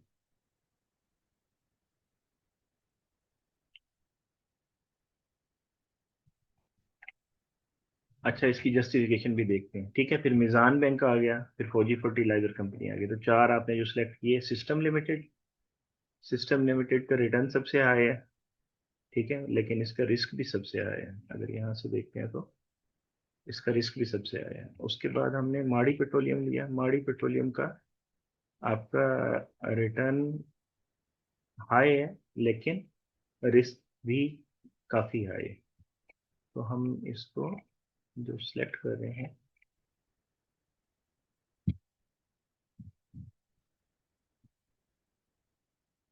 अच्छा रिस्क रिटर्न ट्रेड आपको आप यूज कर रहे हैं। The selection combines relatively high return stocks, system और मारी, विद लोअर रिस्क। ठीक है, लोअर सीवी। तो सीवी क्या इनका लोअर है? सीवी भी तो देखना पड़ेगा ना। हायर रिटर्न 1.24 है, 1.38 है, सीवी तो हाई है। तो इसका मतलब है यहाँ पे जो वैल्यूज लिखी हुई हैं that were not correct. यहाँ पे जो वैल्यू लिखी हुई है, दीज आर नॉट करेक्ट। आप सीवी को देखेंगे, सीवी जिसका कम होगा उसको लेंगे। High return stocks with lower risk, lower CV stocks, Mizan and Fauji. This creates a more balanced portfolio than choosing only the highest return shares because the investors can target a solid expected return without taking excessive total risk. अच्छा, हाँ, इसमें जो strategy बना रहे हैं वो कह रहे हैं कि आप जो है ना, जिनका हाई रिटर्न है, जिनको आपने रैंक किया है ना हाई रिटर्न के हिसाब से, उसमें आप इसको चेक करें कि हाई रिटर्न वाले जो है, आप दो स्टॉक्स ले लें, यानी एक सबसे हाई को ले लें, एक कंपैरेटिवली, यानी आप इसको वो भी चेक कर लेना। सिस्टम को लिया आपने, और फिर आपने इसके अंदर माड़ी को लिया, माड़ी पेट्रोलियम को लिया, ठीक है। माड़ी पेट्रोलियम का जो आपका जो सीवी है वो 1.24 है। उसने कहा है कि एक टॉप को ले लें, एक मिडल वाले को ले लें हाई रिटर्न के हिसाब से, और फिर लो रिस्क वाले दो ले लें। लो रिस्क वाले कौन से दो हैं जी? 1.07 मिजान बैंक, और फिर 1 देखें चौथा स्टॉक कौन सा लिया, फौजी फर्टिलाइजर। फौजी फर्टिलाइजर का सीवी कितना था? फौजी फर्टिलाइजर का 1.06, यानी नीचे से सीवी वाले दो ले लें कम रिस्क वाले, और हाई रिटर्न वाले दो ले लें। चाहे तो हाई रिटर्न में से आप टॉप वाले टू भी ले सकते हैं, ये ले लें और माड़ी की बजाय ये ले लें, लेकिन इसका रिस्क सीवी काफी हाई है, 1.42 है, सबसे हाई सीवी इसका है। तो आप एक सिस्टम ले लें, एक माड़ी ले लें, फिर मिजान बैंक के हिसाब से, ये इसके हिसाब से फौजी फर्टिलाइजर और मिजान, यानी इसमें लोअर सीवी वाले दो ले लें और हायर रिटर्न्स वाले दो ले लें, लेकिन उनको कंपेयर करें सीवी के साथ भी। तो हमारे जो चार स्टॉक्स बने हैं वो ये बने हैं। अच्छा जी, उसके बाद उसने कहा कि हमने चार स्टॉक तो सिलेक्ट कर लिए। वो कहता है briefly justify your selection using the risk return trade off principle. तो risk return trade off principle के हिसाब से वो कहते हैं इसको जस्टिफाई भी करें। जस्टिफिकेशन क्या करेंगे हम? जस्टिफिकेशन में हम देख रहे हैं कि क्या हम कर रहे हैं। वो कहते हैं selection combines relatively high return stocks. High return stocks को आपने ले लिया, सिस्टम की सबसे हाई रिटर्न थी, ठीक है, और आप कह रहे हैं रिलेटिव हाई रिटर्न। तो रिलेटिव हाई रिटर्न में माड़ी का भी हाई रिटर्न है, लेकिन इसका सीवी कम है। और लोअर रिस्क वाले जो हैं, high return with lower risk, ठीक है, टॉप में तीन चार को आप देख लेंगे उसके हिसाब से। तो लोअर सीवी के स्टॉक्स के अंदर आप क्या कौन कौन से देखेंगे? जो जब से सबसे नीचे जिनका सीवी होगा उनको, यानी जो आपने रैंक किया था वन और टू को ले लें इसके हिसाब से। तो इसमें मिजान और फौजी फर्टिलाइजर आपके आ जाएंगे। This creates a more balance portfolio than choosing only the highest return shares. Highest returns को लेंगे तो उसमें रिस्क भी हाई रहेगा, because the investors can target a solid expected return. तो जो टॉप वाले हैं वो आपका रिटर्न ऐड करेंगे, और जो लो रिस्क वाले हैं वो रिस्क को एडजस्ट करेंगे, ठीक है, without taking excessive total risk. तो इसकी मैनेजरियल इंप्लीकेशन क्या हो सकती है? Sound portfolio does not chase return alone, बल्कि वो क्या करता है, वो रिस्क को भी कम करता है। It mixes aggressive and defensive holding, यानी कुछ आपने दो एग्रेसिव उठा लिए, एग्रेसिव में भी आपने देखा जिसका लोअर रिस्क हो कंपैरेटिवली, और डिफेंस डिफेंस में जिनका रिस्क कम हो, ठीक है, उनको उठा लिया। To produce a better overall return risk balance आप देखने के लिए आपने ये किया। हम एक दफा दोबारा इसको देख लेते हैं, ठीक है, दोबारा इसको देख लेते हैं। आप कहते हैं जी कि इसका जो सिस्टम का जो था हमारा, रिस्क हाईएस्ट था और रिटर्न भी हाईएस्ट था, इसको तो आपने ले ली, ठीक है। सेकंड पे आपका हाईएस्ट रिटर्न पाकिस्तान पेट्रोलियम का था, लेकिन इसका रिस्क भी ज्यादा था, लेकिन इसका रिलेटिव रिस्क सबसे हाई है, 6 पे है, ठीक है। हमने इसको लो से हाई में किया था ना, रिलेटिव रिस्क बहुत हाई है इसका। फिर हमने देखा कि माड़ी पेट्रोलियम का रिटर्न तो हाई है, ठीक है, और रिस्क भी कंपैरेटिवली हाई है, लेकिन ये तीसरे नंबर पे आ रहा है इसमें सीवी रिलेटिव रिस्क के अंदर।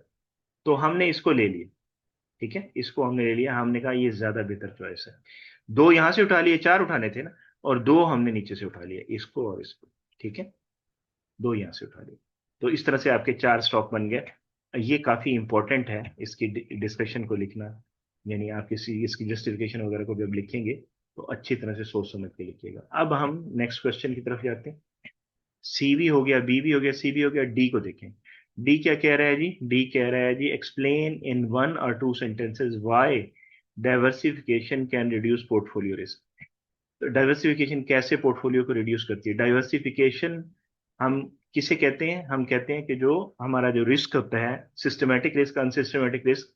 तो जो आपका अनसिस्टमेटिक रिस्क है, जो फर्म स्पेसिफिक रिस्क उसको हम कहते हैं, जिसको हमने फर्म स्पेसिफिक रिस्क कहा था, जिसको हमने इडियोसिंक्रेटिक रिस्क, जिसको हमने डाइवर्सिफाइबल रिस्क कहा था, हमने कहा वो रिस्क हम रिड्यूस करते हैं इसके अंदर। ठीक है, लेट्स सी इसको मैंने किस तरह से आंसर किया है यहाँ पे।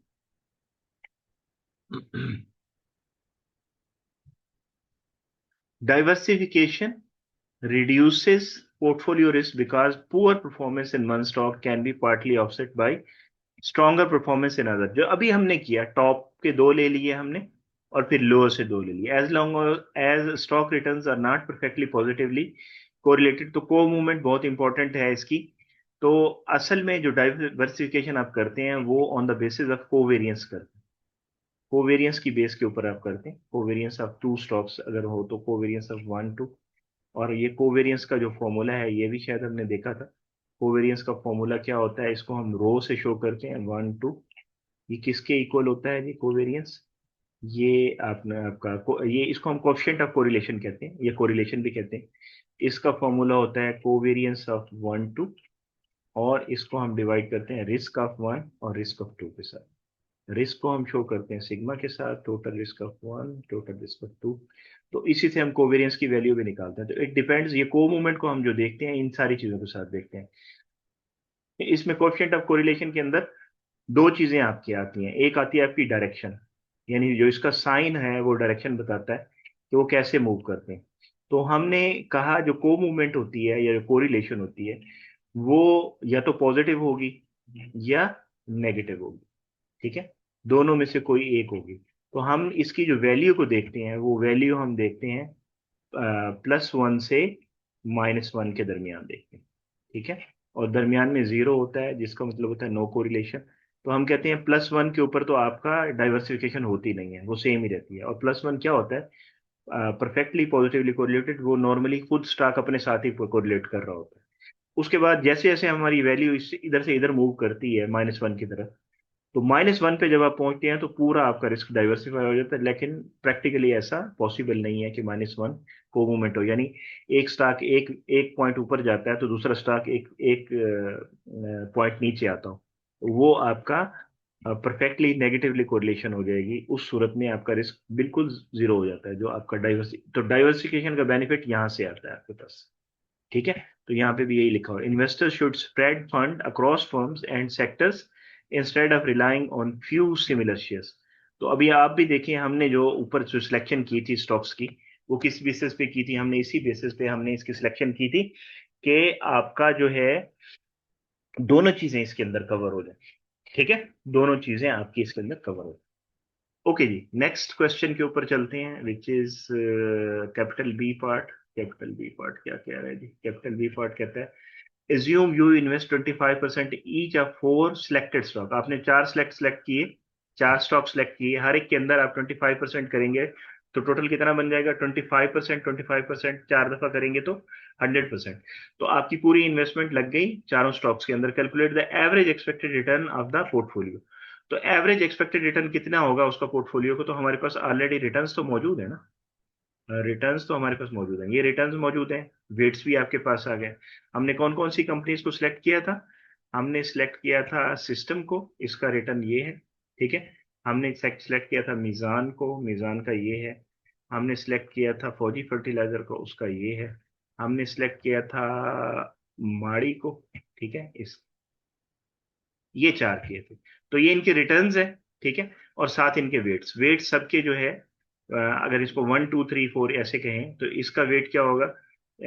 इसका वेट होगा W1 W2, या अगर हम इनको कहें कि इनके सबके वेट्स जो है W1 = W2, सबका वेट सेम हो गया ना, W2 और W3। चार स्टॉक आपने लिए हैं। और ये 5 है, W5। W5 करने के बजाय आपके यहाँ जो भी वेट्स हैं ये सारे W के बराबर है। ठीक है, मैं तो इसको W4 ही लिख देता हूँ। तो आप इसकी जगह यहाँ पे सब्सक्रिप्ट भी लिख सकते हैं, यानी माड़ी के लिए WM कर दें, सिस्टम के लिए WS कर दें, मीज़ान के लिए WMZ कर दें। ठीक है, और फौजी फर्टिलाइजर के लिए WFF कर दें। ठीक है, इस तरह से कर सकते हैं। तो ये सब किसके बराबर है? It is equal to W। और ये 25% है। 25% को अगर हम डेसिमल फ्रैक्शन में लिखेंगे तो 0.25 लिखेंगे, ये 0.25 हो गया। तो हमारे पास ऑलरेडी जो इसका फॉर्मूला है, वी नो कि हम क्या करते हैं। फॉर्मूला जो आपका रिटर्न आफ्टर पोर्टफोलियो का है, that is we know that के ये सम होता है आपके वेट्स का, WI और RI। यहाँ वैसे KI भी लिख सकते हैं आप, ये हैट के साथ है, ये K हैट दिया हुआ था ना। तो आप इन सब की वैल्यू को ऐड करते जाएं और सम कर लें। ठीक है, अभी हम इसको नीचे जाके देख लेते हैं कि कैसे सॉल्व किया। ऐसे ही सॉल्व किया होगा इसको, पार्ट बी।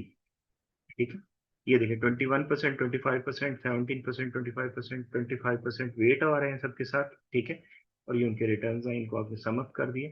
तो उसने RP की जगह KP लिख दिया। ठीक है, क्योंकि वहां पे एक्सपेक्टेड रिटर्न को K के साथ उसने शो किया था ना। तो यहाँ WI KI सम कर दिया उसने, पोर्टफोलियो रिटर्न। यानी मैं इसको यहाँ पे दोबारा अगर लिखूं तो मैं इसको यूँ लिखूंगा कि ये के रिटर्न को शो कर रहा है, तो पोर्टफोलियो का रिटर्न ये हो जाएगा। और इसको आप सम को ऐसे लिख लें। ठीक है, और ये WI और मल्टीप्लाइड बाय KI। ठीक है, के हैट कैसे कर लिया, क्योंकि के हैट दिया हुआ ना आपके पास। और आई की वैल्यू 1 से N होगी, तो यहाँ 4 स्टॉक हैं तो N यहाँ पे 4 होगी। ठीक है, राइट। तो ये आपके पास आ गया, आपने इसको सॉल्व किया, सॉल्व करने के बाद ऐड किया, तो आपके पास जो रिटर्न आया that comes to be, portfolio का रिटर्न कितना आया? 17.25। Equally weighted portfolio expected return कितना हो गया? मैनेजेरियल implication क्या है? 17.25 expected return is attractive because it is built from a diversified set of four stocks rather than from a concentrated high risk bet. Concentrated risk कौन सा होता है? जब आप एक ही सेक्टर के अंदर इन्वेस्टमेंट कर देते हैं। तो अगर सेक्टर फॉर एग्जांपल किसी वजह से भी कोई उसका अगर रिटर्न्स इफेक्ट होते हैं, तो आपका पूरा पोर्टफोलियो रिटर्न का रिटर्न जो है वो इफेक्ट होगा। ठीक है, तो नेक्स्ट क्वेश्चन को देखते हैं जी। नेक्स्ट क्वेश्चन क्या है जी ऊपर? C part. सी पार्ट क्या कह रहा है जी? The investor now wants to estimate the required rate of return for the same four selected stock using the CAPM. वो कहता है कैपेम को यूज करते हुए वो फाइंड आउट करना चाहता है कि इनका जो जो है रिक्वायर्ड रेट ऑफ रिटर्न क्या होगा। ठीक है, investor now wants to estimate required rate of return.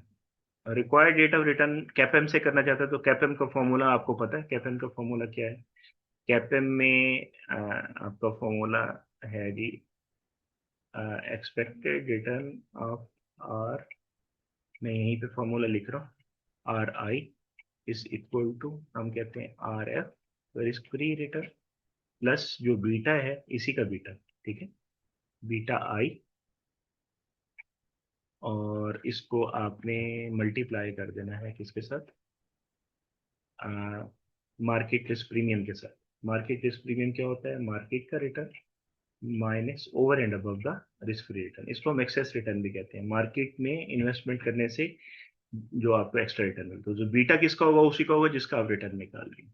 तो इफ यू सी, इस क्वेश्चन के अंदर एक बहुत बड़ा हिंट है। एक बहुत बड़ा हिंट है। हिंट क्या है मैं आपको यहाँ पे बता भी देता हूँ। उसने ऊपर कहा था ना कि कौन से 4 स्टॉक सिलेक्ट करेंगे और क्या करेंगे। यहाँ उसने 4 स्टॉक ऑलरेडी खुद लिखे होंगे, तो यही सिलेक्ट करेंगे। ठीक है, और उसको एडजस्ट भी कर देंगे। बेसिकली उसने यहाँ उस क्वेश्चन का एक तरह से आंसर हिंट दिया हुआ। ठीक है, तो आप इसको यहाँ से भी देख सकते हैं। अब आपके पास ये बीटास गिवन हुआ है, तो सिंपली आप इसमें क्या करते जाएंगे? RF आपके पास गिवन है यहाँ पे। RF है आपके पास यहाँ पे, देखें, रिस्क फ्री रिटर्न इज 7%। ठीक है, और एक्सपेक्टेड मार्केट रिटर्न कितना है? ये आपका पास RF हो गया। RF is 7%। 7% को हम 0.07 लिख सकते हैं। या 7% भी लिख सकते हैं, ठीक है।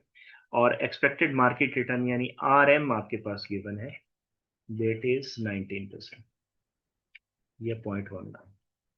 अभी डेसिमल में लिखेंगे तो सिंपली आपके पास बीटास गिवन है हर एक के। ये बीटा किसका है? ये बीटा आपका माड़ी का, ठीक है, एम कर दिया इसको। ये बीटा किसका है?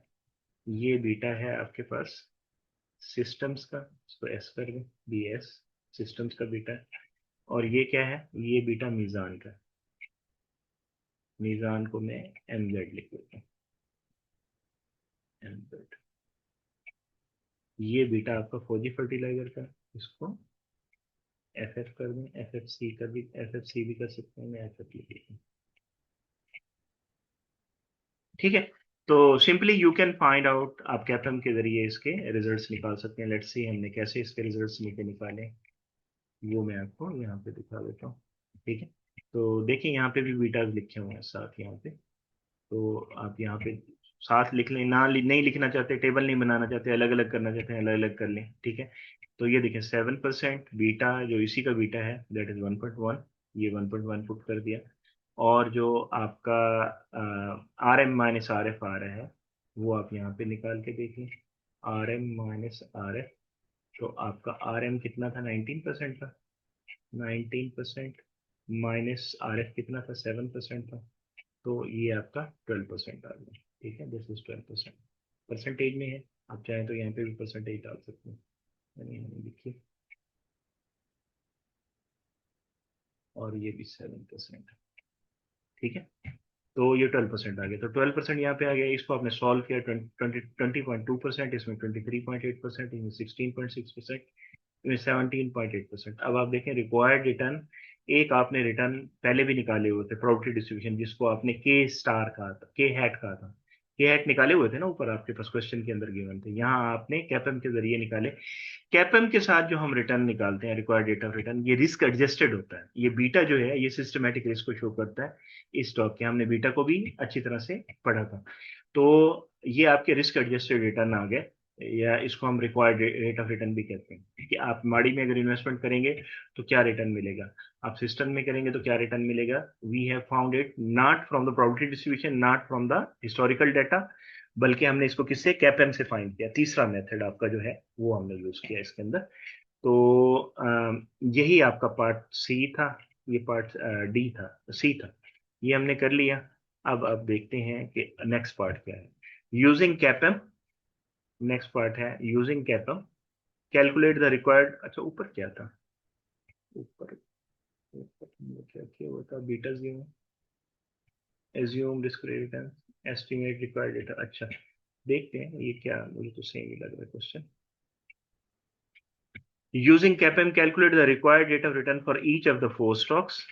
The investor needs a diversified four-stock portfolio selected from 6 PSX का। अच्छा नहीं, ये तो अलग है, इसको सेपरेट कर लें। ये इतना ही है। Use कैपम calculate the required rate of return for each of the four stock. तो यही तो ऊपर भी पूछा हुआ था, सेम मैंने क्वेश्चन दो दफा दे दिया। Estimate this required rate of return for the same four selected stocks using the। अच्छा लेट्स सी, इसको देखते हैं। कैपेम तो आपने यूज कर लिया, उससे रिटर्न निकाल लिया, एक रिटर्न आपके पास ऑलरेडी यहाँ पे मौजूद है, तो दोनों में डिफरेंस है, ठीक है। लेट्स सी इसको हमने कैसे सॉल्व किया, यहाँ पे चेक कर लेते हैं। डी के अंदर, D is telling the same. CAPM base आपके पास क्या है जी? माड़ी का 20.2, 23.8, मीजान का 16.6, ये मैं मैच कर रहा हूँ ऊपर नीचे करके। फर्टिलाइजर का 17.8। Higher beta shares demand, higher beta shares demand higher return, यानी आप कहते हैं जो अब आप सिस्टमेटिक रिस्क जब आप लेते हैं, या मार्केट रिस्क जितना ज्यादा होगा उतना ही रिटर्न ज्यादा डिमांड करते हैं। तो आप ये देखें, जिसका बीटा हायर है उसका रिटर्न भी हायर है। इसका बीटा 1.1 था, इसका रिटर्न 20.2 है, इसका 1.4 है, क्योंकि बीटा मल्टीप्लायर होता है ना आपके एक्सेस रिटर्न के साथ। ये आपका एक्सेस रिटर्न है, जिसे हम मार्केट रिस्क प्रीमियम भी कहते हैं, MRP। तो आप देखें जिसका बीटा सबसे हाई है उसका रिटर्न भी सबसे हाई है, जिसका बीटा सबसे कम है उसका रिटर्न भी सबसे कम है, ठीक है। तो डी पार्ट भी सेम ही है। लेकिन इसमें एक क्वेश्चन और बन सकता था, वो ये था कि हम इसको कंपेयर करें उसके साथ, उन वैल्यूज के साथ, के स्टार की वैल्यूज के साथ। मैं यहाँ के स्टार की वैल्यूज लिख लेता हूँ। माड़ी की क्या वैल्यू थी जी? माड़ी की वैल्यू थी हमारे पास 17%।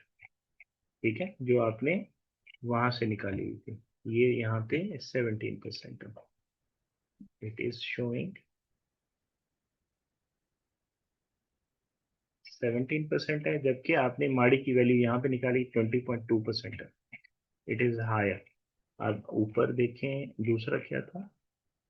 सिस्टम, सिस्टम का रिटर्न कितना था? सिस्टम का रिटर्न यहाँ पे सबसे हायर था हमारे पास।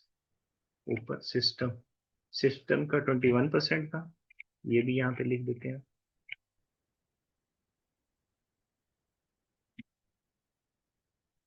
21%। ठीक है। अच्छा जी, फिर हम मीज़ान का भी लिख लेते हैं। मीज़ान का कितना है? मीज़ान, मीज़ान का रिटर्न कितना था जी? मीज़ान का रिटर्न 15% है। 15%। ये एक फर्दर क्वेश्चन इसके ऊपर मतलब बन सकता है, जो मैं आपको बता रहा हूँ। 15%। ये आपने प्रॉपर्टी डिस्ट्रीब्यूशन से निकाले हुए हैं। यहाँ पे 16.6 आ रहा है। ओके जी, लास्ट वन है फौजी फर्टिलाइजर का रिटर्न कितना था जी यहाँ पे? फौजी फर्टिलाइजर का भी हम यहाँ पे लिख लेते हैं, ताकि हमारे सामने आ जाए चीजें। फर्टिलाइजर, फौजी फर्टिलाइजर का 16%। ठीक है।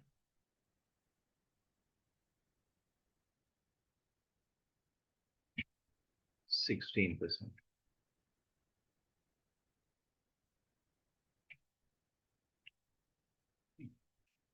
ठीक है। अब आप इसको कंपेयर करें। जो आपका कैपेम का रिटर्न है वो इसका हायर है, इसका भी हायर है, इसका भी, सबका हायर आ रहा है। ठीक है, CAPM return is giving you higher values of return. और जो आपका प्रॉपर्टी डिस्ट्रीब्यूशन से जो आपने निकाला होता है हैट बेस, बेसिकली आपका एक्सपेक्टेड रिटर्न होता है, वो ये आ रहा है। तो आपका जो required rate of return higher than the expected return है, तो इसका मतलब ये तीनों स्टॉक्स जो है फेवरेबल है। हम कहते हैं required rate of return, R R R लिखते हैं। रिक्वायर्ड रेट ऑफ रिटर्न अगर हायर हो आपके एक्सपेक्टेड रेट ऑफ रिटर्न से, एक्सपेक्टेड रिटर्न से, एक्सपेक्टेड रेट ऑफ रिटर्न में लिख दूं तो ज्यादा बेहतर है। एक्सपेक्टेड रेट ऑफ रिटर्न से, तो इसका मतलब है आपकी इन्वेस्टमेंट क्या है? आपकी इन्वेस्टमेंट गुड है। और अगर आपका रिक्वायर्ड रेट ऑफ रिटर्न यानी किसी का कैपेम कम आए यहाँ पे और expected rate of return higher हो, तो इसका मतलब है वो स्टॉक आपका, आपको नहीं सिलेक्ट करना चाहिए। ठीक है। तो इसमें फर्दर डिस्कशन है। वेट टिल मीन्स जब आपके इन्वेस्टमेंट का कोर्स आएगा तो उसमें बहुत डिटेल के साथ मैं आपको यही चीज पढ़ाऊंगा। मैं पढ़ाऊंगा या जो भी टीचर आपको पढ़ा रहा होगा। ठीक है। तो ये हम यहाँ से ड्रा कर सकते हैं नॉर्मली। इस क्वेश्चन में सी और डी पार्ट में एक ही चीज पूछी गई है, दोनों में एक ही चीज पूछी गई है। तो आप एक पार्ट कर लेंगे तो दोनों के मार्क्स आपको मिल जाएंगे। ठीक है। ओके जी, now we will move on to the third question. आखिरी क्वेश्चन की तरफ मूव करते हैं। तीन ही क्वेश्चन मैंने आपके लिए निकाले थे रिवीजन के लिए। ठीक है। तो ये क्वेश्चन, इसको पढ़ें जरा। ये क्वेश्चन कहता है Nova Foods Limited is currently operating at full capacity. Full capacity का मतलब है no single unit you can produce at this capacity. ठीक है, अगर आप सेल्स बढ़ाना चाहते हैं तो आपको ज्यादा प्रोडक्ट्स प्रोड्यूस करनी पड़ेंगी। तो प्रोडक्ट्स तो आप प्रोड्यूस नहीं कर सकते। प्रोड्यूस करने के लिए क्या करना पड़ेगा? You need to take another production unit या इक्विपमेंट ज्यादा लेना पड़ेगा जो प्रोड्यूस करेगा। The following financial information is available for the year 2025। Sales 2025 की कितनी है? 2025 में आप मौजूद हैं। ये सेल्स कौन सी है? This sales is S naught, current year की सेल है। ठीक है। प्रॉफिट मार्जिन कितना है जी? दिस इज योर एम, जिसे हमने एम कहा था। ये आपका प्रॉफिट मार्जिन है। डिविडेंड पे आउट रेशियो क्या है? इसको हमने पीओआर कहा था। पे आउट रेशियो है 35%। ठीक है। और टोटल एसेट्स कितने हैं अभी के? ठीक है। This is your A not star, इसको हमने कहा था। ठीक है, ए नॉट स्टार।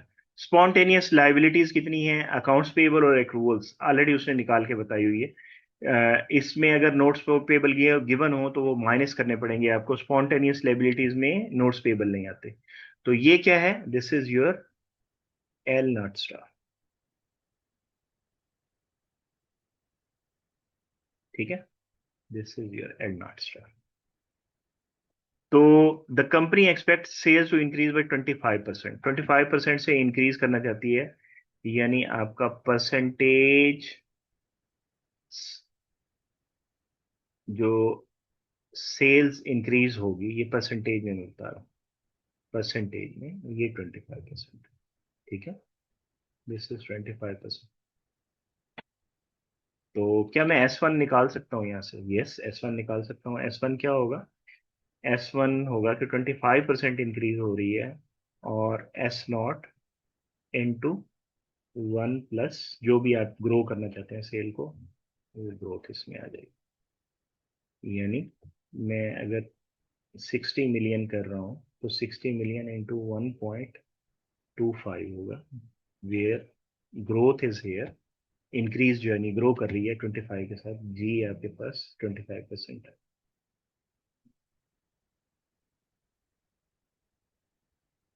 इसको आप मल्टीप्लाई कर लें यहाँ। ठीक है, अभी अभी अभी हम इसको सॉल्व करेंगे। ऑल एसेट्स इंक्रीज, ये उसकी एजम्पशंस दी हुई हैं। Assume all assets increase proportionality with sales, यानी सेल्स की प्रोपोर्शन में इंक्रीज कर रही है। Spontaneous liabilities proportionally with sale, ये भी सेल्स के साथ है। Profit margin and dividend payout ratio remain constant, यानी यही रहेगा। प्रॉफिट मार्जिन भी आपका 7% रहेगा, और जो आपकी पे आउट रेशियो है वो भी सेम रहेगी। ये हम कहते हैं कि वो, इसको आप एज्यूम कर लें। तो हम जब फोरकास्टिंग करते हैं तो इसमें ये एजम्पशन आपकी जरूरी होती है। ठीक है, prepare a forecasted income statement for 2026 by calculating forecasted sales, forecasted net income, ठीक है, and forecasted addition to retain earning. तो कहता है ये तीनों चीजें आप फाइंड करें। ठीक है, फोरकास्टेड इनकम स्टेटमेंट बनाएं। ठीक है, कैलकुलेट करें फोरकास्टेड सेल्स को। फोरकास्टेड सेल्स को हमने ऑलरेडी आपने निकाले, 25% इंक्रीज कर लिया उसको। तो लेट्स सी, हमने इसको सॉल्व किया हुआ है यहाँ पे, मैं यहाँ दोबारा नहीं सॉल्व करता, यहीं से आपको एक्सप्लेन कर देता हूँ। तो ये यहाँ हमने पहले पार्ट को यहाँ पे सॉल्व किया। सेल्स गिवन है 2025 की, that is 60 million. Sales growth कितनी है? 25% है। Profit margin 7%। Payout ratio, ये हमने उसकी वैल्यूज निकाल ली। फार्मूला आपका S1 का S0 इंटू 1 प्लस G हो गया, ये इसमें ऐड किया तो ये आपका 75 मिलियन बनता है। ठीक है, 75 मिलियन आपकी जो फोरकास्टेड सेल्स आ गई फॉर 2026। ठीक है, फोरकास्टेड नेट इनकम क्या होगी? नेट इनकम का जो आपका फॉर्मूला है वो क्या है? Profit margin divide into forecasted sales और नेट इनकम। अच्छा, मैं इस फॉर्मूले को थोड़ा सा और तरह से आपको यहाँ ट्रैक करके देता हूँ। हम कहते हैं जो प्रॉफिट मार्जिन होता है वो क्या होता है? Profit margin is equal to, या मार्जिन आप कह लें, ये किस तरह से निकलता है? हम कहते हैं ये आपकी net income divided by sale होता है, डिवाइड बाय सेल होता है। आपने कहा प्रॉफिट मार्जिन तो चेंज नहीं होगा। ठीक है, प्रॉफिट मार्जिन तो चेंज नहीं होगा, तो हम क्या करेंगे? सेल्स आपकी चेंज हो रही हैं। ठीक है, प्रॉफिट मार्जिन ऑलरेडी आपके पास गिवन है, कितना है जी प्रॉफिट मार्जिन? मार्जिन या profit margin, it is given already, ये 7% है। 7% है। तो आप यहीं से अगले साल की नेट इनकम को ले ले सकते हैं ना। तो फोरकास्टेड सेल्स को यहाँ पे कर दें तो आप नेट इनकम को ले सकते हैं। तो आपके पास ये 0.07 ऑलरेडी मौजूद है। आपने क्या किया? इस सेल्स को इधर मल्टीप्लाई कर दिया, तो आपके पास नेट इनकम आ जाएगी। अगर मैं सेल्स को फोरकास्टेड सेल्स बना लूं, प्रॉफिट मार्जिन चेंज नहीं हो रहा, और ये फोरकास्टेड आपका जो फोरकास्टेड नेट इनकम बन जाएगी नेक्स्ट ईयर की, और ये फोरकास्टेड सेल्स बन जाएगी। तो net income would equal to margin या profit margin, margin multiplied by forecasted sale जो आपके पास है, that is 75 million forecasted sale. तो हमने इसी तरह से इसको यहाँ पे सॉल्व किया हुआ इस फॉर्मूले के साथ ना। तो आप देखें, ये हमने 7% और 75 मिलियन किया, तो हमारा जो नेट इनकम आएगी नेक्स्ट ईयर की forecasted income, that is 5.25 million. ठीक है, तो आप, वो कहते हैं कि कितना रिटेन अर्निंग में ऐड करेंगे वो भी आप निकाल दें। ठीक है, तो हम कहते हैं कि रिटेन अर्निंग आप कैसे निकालते हैं? रिटेन अर्निंग हमारे पास होती है कि नेट इनकम हमारी दो हिस्सों में डिवाइड होती है। एक हम जो डिस्ट्रीब्यूट कर देते हैं शेयर होल्डर्स में, और दूसरा होता है कि जो आप इक्विटी के अंदर ऐड करते हैं एज अ रिटेन अर्निंग। तो एडिशन टू रिटेन अर्निंग आपकी क्या होती है, पे आउट निकालने के बाद होती है। वो कहता है पे आउट रेशियो भी चेंज नहीं होगी, उसने पीछे एजम्पशन के अंदर बताया था। तो पे आउट रेशियो आपकी कितनी है जी, 35% है। उसने कहा पे आउट नहीं चेंज होगी, तो पे आउट में से जो माइनस करेंगे वो क्या होगा, वो आपकी रिटेन अर्निंग होगी। और ये किसके साथ मल्टीप्लाई होगी, नेट इनकम के साथ मल्टीप्लाई होगी। तो नेट इनकम आप यहाँ पे लिख लें, ठीक है। नेट इनकम आपकी फॉरकास्टेड नेट इनकम आ गई। आपकी नेक्स्ट ईयर कितनी आपकी जो है वो, ये फोरकास्टेड है, ये वाली जो आपने निकाली है फोरकास्टेड। तो फोरकास्टेड आपकी नेट इनकम कितनी है फोरकास्टेड, यहाँ जगह कम है। अच्छा, तो आपकी नेट इनकम आपकी 5.25 थी, ये वन माइनस 0.03, 1 - 0.35 किया आपने, तो 0.65 आप 2.5 मिलियन, तो ये आपकी एडिशन हो जाएगी इसके अंदर, आपकी एडिशन हो जाएगी रिटेन अर्निंग के अंदर, ठीक है। अगर आप फॉर्मूले के अंदर भी देखें तो यही रिटेन अर्निंग ही आप निकालते हैं। जो माइनस करते हैं ना, हम कहते हैं कि हमें कितनी एसेट्स की जरूरत होगी, और वो कितनी एडजस्ट होगी लाइबिलिटीज के साथ। स्पॉन्टेनियस लाइबिलिटीज भी आपको ज्यादा मिलने लग जाएंगे ना जब आप प्रोडक्शन बढ़ाएंगे, तो यानी रॉ मटेरियल आप अपने सप्लायर से ज्यादा लेंगे ऑन क्रेडिट, ठीक है। और इस तरह से अक्रूवल्स भी ऑन क्रेडिट आपके ज्यादा जाएंगे। तो वो आपकी स्पॉन्टेनियस लाइबिलिटीज का सपोर्ट मिलेगा, प्लस रिटेन अर्निंग का कितना सपोर्ट मिलेगा। तो वो हम यहाँ पे, अब हमने ये तीनों चीजें निकालनी, आपकी जो पार्ट नंबर 1 था, ठीक है। फोरकास्टेड सेल्स 75 मिलियन आ गई, 75 मिलियन। फोरकास्टेड इनकम 5.25 मिलियन आ गई। एडिशन टू रिटेन अर्निंग कितनी आ गई, 3.1425 मिलियन, ठीक है। तो मैनेजरियल इम्प्लीकेशन क्या है इसकी जी। मैनेजरियल इम्प्लीकेशन आप खुद से लिखते हैं, वैसे इसमें क्वेश्चन में नहीं पूछा हुआ, लेकिन अंडरस्टैंडिंग के लिए और ज्यादा बेहतर अपने पेपर को बनाने के लिए, higher forecasted sales increase profit, but only the retain portion of earning is available to finance growth internally, sorry. तो आप कहते हैं कि जो हम फॉर्मूला लिखते हैं उसके हिसाब से आपकी ये जो सपोर्ट है वो रिटेन अर्निंग की, यानी वो इंटरनल सोर्स है ना आपकी, कितना बचाया हुआ है वो आपका इंटरनल सोर्स भी उसके अंदर लग जाता है। तो हमारे पास जो फॉर्मूला है, मैं यहाँ इंस्टाइट के मैं यहाँ पे लिखूं, यहाँ पे मैं आपके सामने दिखा देता हूँ। ये आपका डेल्टा एस, यानी मैं इसको अगर यहाँ, इसको मैं ऐसे लिख दूं, यानी डेल्टा एस को हम क्या लिखते थे, ये, ठीक है, क्योंकि यहाँ टाइप करके लिखा हुआ है इसलिए डेल्टा एस है, ठीक है। ये भी डेल्टा एस है। तो ये आप जब मार्जिन को मल्टीप्लाई करते हैं फोरकास्टेड सेल के साथ, तो ये फोरकास्टेड नेट इनकम है, ये ऑलरेडी आपने निकाली थी। और ये डिविडेंड जिसको हमने पीओआर लिखा था, ये डिविडेंड लिखा हुआ है यहाँ पे पीओआर है, ठीक है। दिस इज पीआर 1 - पीओआर, तो ये भी ऑलरेडी, ये पूरी वैल्यू आपने निकाली हुई है, this one addition to retain earning. तो ये रिटेन अर्निंग की वैल्यू आपकी निकलती है, ठीक है। अब आपने क्या किया जी, हमने कहा जी ये ए नॉट स्टार आप लिखते रहे, ठीक है, L naught star time zero के अंदर, ठीक है। हाँ, लिख टाइप करने में थोड़ा सा इशू था इसीलिए ऐसे लिखा हुआ।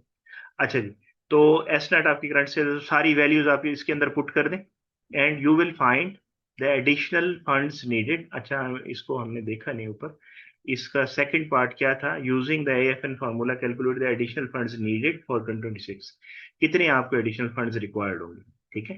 तो लेट्स सी, ये हमने फॉर्मूला यहाँ पे लिख दिया और ये वैल्यूज हमने ऑलरेडी यहाँ पे निकाली हुई है। हमने फोरकास्टेड सेल भी नहीं, अब सेल्स आप जो डेल्टा एस निकालेंगे वो आप निकाल लेंगे। S1 आपने निकाला है 75 मिलियन, एस नॉट आपके पास 60 मिलियन है, तो 15 मिलियन की आपके पास जो है वैल्यू आ गई, जो कि आपकी चेंज इन सेल है। This is delta S. आपने तो कि राइटिंग करनी है, कि टाइपिंग के अंदर मैंने डेल्टा लिखा हुआ है, ठीक है। तो ए नाट ओवर एस नाट आपने निकाल लिया, तो इसका मतलब है 0.6 मिलियन के एडिशनल एसेट्स आपको रिक्वायर्ड होंगे टू इंक्रीज योर सेल्स। 25% से आप अपनी सेल्स इंक्रीज करना चाहेंगे तो, और कितनी सपोर्ट आपको लाइबिलिटीज से मिलेगी, लाइबिलिटीज की भी वैल्यूज गिवन ही थी, और ये टोटल एसेट आपकी सेल्स के साथ डिवाइड हो गया, सेल्स की परसेंटेज में, ये अजम्पशन के अंदर था। तो आपकी जो सपोर्ट आपको मिल रही है ऑलरेडी, ये ऑलरेडी की बात कर रहे हैं, ठीक है। यानी आपकी ये कैपिटल इंटेंसिटी रेशियो आ गई, जिसको हम कैपिटल इंटेंसिटी रेशियो कहते हैं। इसको स्पॉन्टेनियस लाइबिलिटी रेशियो आ गई, ठीक है, ये दोनों आपने निकालने, इनको जैसे ही आप मल्टीप्लाई करेंगे डेल्टा एस से, फिर आपको पता चलेगा कि कितने एसेट्स आपको रिक्वायर्ड है। तो हमने इसको 15 मिलियन के साथ जैसे ही मल्टीप्लाई किया, तो यहाँ पे वैल्यू असल में आ रही है, जिसको हम देखना चाह रहे हैं कि आप अपनी सेल 25% बढ़ा सकते हैं। 9 मिलियन के एसेट्स आपको ऐड करने पड़ेंगे, जिसमें से आपको सपोर्ट मिलेगी लाइबिलिटीज के अंदर 1.8 मिलियन की, और इसी तरह से 3.4125 मिलियन आपके इंटरनल जो सोर्सेज हैं उनसे क्रिएट हो जाएंगे। ये दोनों माइनस कर देंगे इसमें से, तो आपको जो एडिशनल फंड्स की रिक्वायरमेंट होगी दैट वुड बी 3.7875 मिलियन। ठीक है, तो ये आपके पास बन जाएंगे, यानी 3,787,500। ठीक है, तो ये आपको इस तरह से इस क्वेश्चन को आप कर सकते हैं। मेरे ख्याल में इसकी आपको ज्यादा कोई दिक्कत नहीं होगी इसको अंडरस्टैंड करने में। तीसरा पार्ट हम देख लेते हैं, इसका क्या है। तीसरा पार्ट है state whether the firm requires external financing और हैज सरप्लस फंड्स। क्या आपकी फर्म को एक्सटर्नल फाइनेंसिंग रिक्वायर्ड है या सरप्लस फंड्स हैं इसके पास। सरप्लस फंड्स जब होते हैं तो आपका एएफएन क्या आता है, नेगेटिव आता है। नेगेटिव कैसे आता है, मैं आपको बताता हूँ। हमने यहाँ पे वैल्यू निकाली ना, आपने कहा जी कि ये आपके इंटरनल सोर्स के फंड है। अगर इंटरनल सोर्स के फंड 9 मिलियन से भी ज्यादा पड़े हो तो फिर ये नेगेटिव वैल्यू देगा ना, ये माइनस हो रहा है ना एएफएन। तो एएफएन जब नेगेटिव आता है तो इसका मतलब है कि आपके पास सरप्लस फंड्स है। तो पॉजिटिव आएगा तो इसका मतलब ये फंड्स आपको रिक्वायर्ड है, तो सरप्लस नहीं है यहाँ पे, इसका मतलब है सरप्लस नहीं है। Because AFN is positive the firm requires external financing. External financing की या एडिशनल फाइनेंसिंग नीड्स आपके पास हैं। पॉजिटिव जब भी आएगा तो इसका मतलब नीड्स हैं। Therefore Nova Foods Limited does not have surplus funds, it needs 3.87500 from external sources such as, या तो शॉर्ट टर्म बारिंग करेंगे या लॉन्ग टर्म डेट लेंगे। यानी आप नॉर्मल बेहतर तो सिचुएशन ये है कि आप जो है बॉन्ड्स वगैरह इशू कर लें या लॉन्ग टर्म लोन ले लें, या फिर आप अपने शेयर्स भी इशू कर सकते हैं। ये तीनों सोर्सेज हैं जो आपके पास अवेलेबल हैं, इनको आप यूज कर सकते हैं। तो मैनेजमेंट जो है वो क्या करेगी जी, इसमें जो आपकी मैनेजरियल इम्प्लीकेशन क्या है, should arrange financing before the sales expansion. तो वो सेल एक्सपेंड करने से पहले उसको पास फंड्स भी मौजूद होने चाहिए ना। फंड्स मौजूद होंगे, वो अपनी प्रोडक्शन कैपेसिटी बढ़ाएगा, तभी सेल्स ज्यादा हो सकेगी ना, अदरवाइज तो सेल भी ज्यादा नहीं हो सकेगी। तो आपकी जो फाइनेंसिंग की नीड्स है वो पहले अरेंज होनी चाहिए बिफोर द सेल्स एक्सपेंशन। ठीक है, otherwise you cannot do this. आप बाद में फंड्स लेके आएंगे तो फिर आप अपनी सेल्स, यानी आपके पास डिमांड ज्यादा होगी, आप उसको फुलफिल ही नहीं कर सकेंगे। So the firm can support the higher asset base. तो हायर एसेट बेस को आप सपोर्ट कर सकेंगे विदाउट ऑपरेशनल स्ट्रेन, यानी आपके ऑपरेशंस नहीं रुकेंगे इस सूरत में। तो this is all about this, I think, revision for your exam. तो इन इस रिकॉर्डिंग को भी अच्छी तरह से आप मतलब देख लीजिएगा। ठीक है, best of luck for your exams. ठीक है, मैं ये समझता था कि ये ज़रूरी है कि आपको चीज़ें, चूंकि हमारे पास टाइम की कमी रही है, तो इसीलिए मैंने ये वीडियो रिकॉर्डिंग आपके लिए बना दी है। काइंडली इसको ज़रूर देख के जाएं सब लोग। आपने अपनी असाइनमेंट, क्विज और इन तीनों चीज़ों को फोकस करना है। ठीक है, hopefully you will attempt your 100% and you will get inshallah good, very good marks.